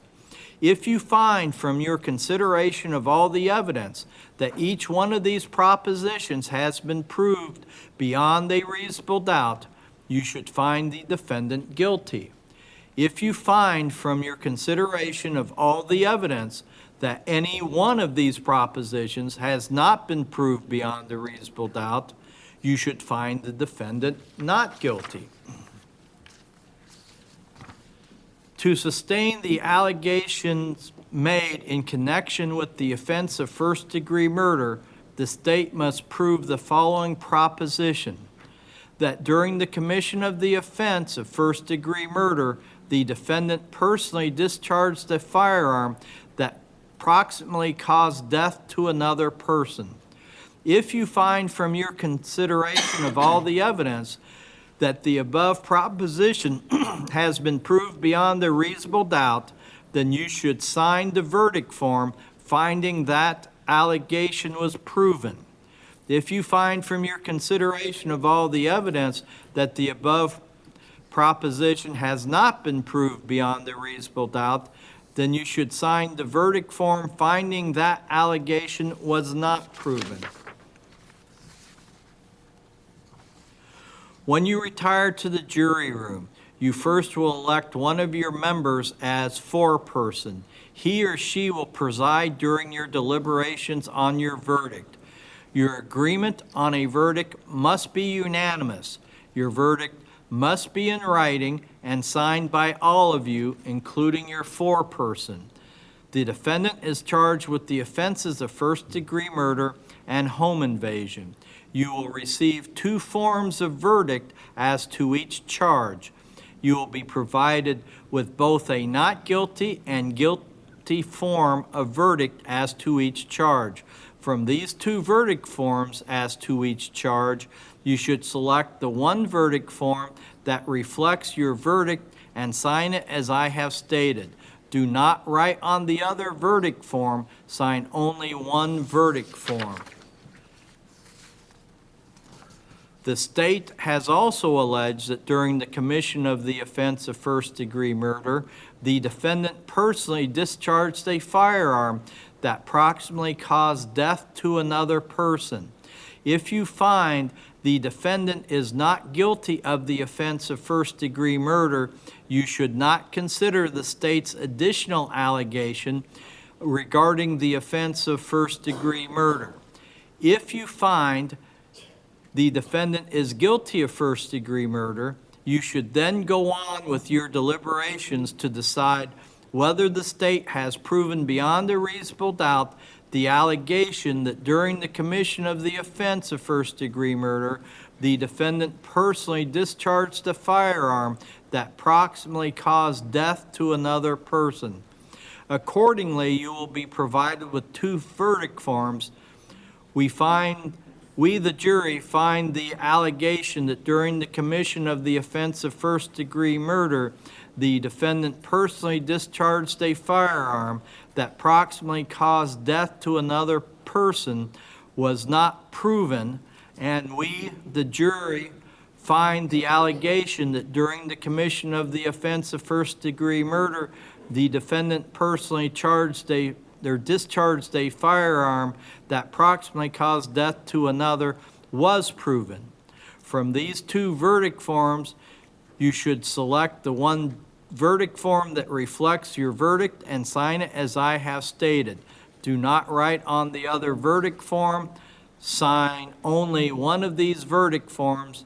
Your agreement on your verdict as to the allegation must also be unanimous. Your verdict must be in writing and signed by all of you, including your foreperson. And then in no particular order, we have the jury forms. We, the jury, find the defendant Tim Bliefnick not guilty of home invasion. We, the jury, find the defendant Tim Bliefnick guilty of home invasion. We, the jury, find the defendant Timothy Bliefnick not guilty of first-degree murder. We, the jury, find the defendant Tim Bliefnick guilty of first-degree murder.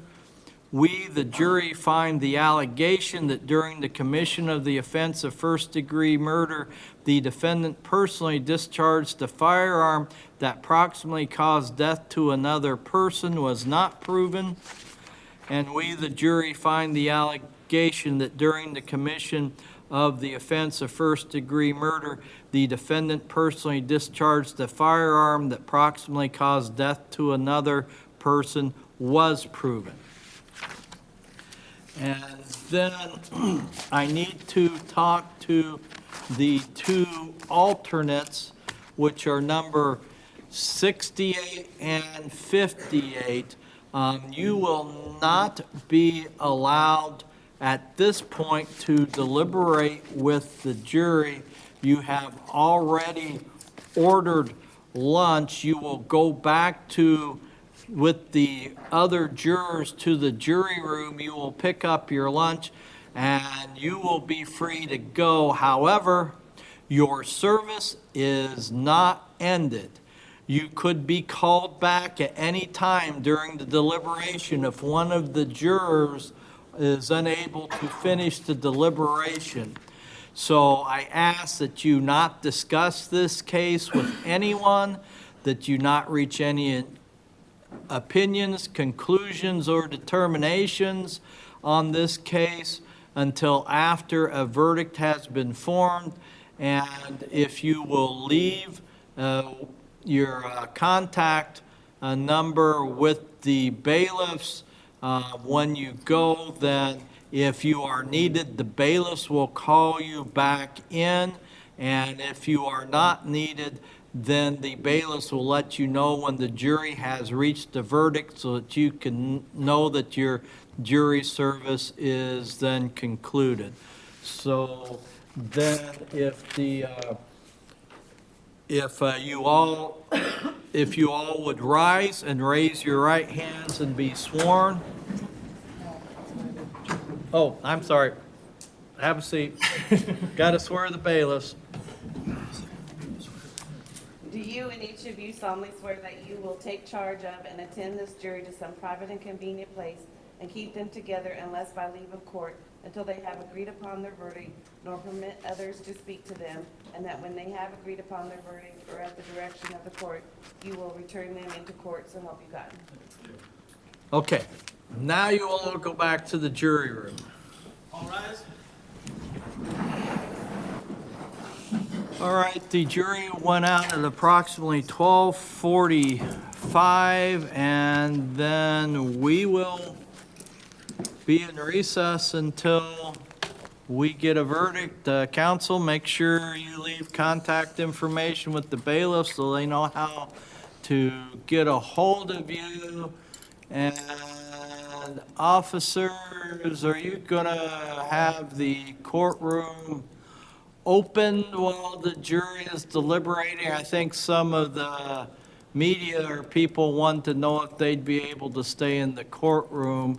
I said that was up to security. That should be fine. So, all right, then if anybody wants to know the courtroom will be open, you can wait around in the courtroom. if you wish, instead of just the media room and the overflow room. So we will be in recess. Ladies and gentlemen, all right?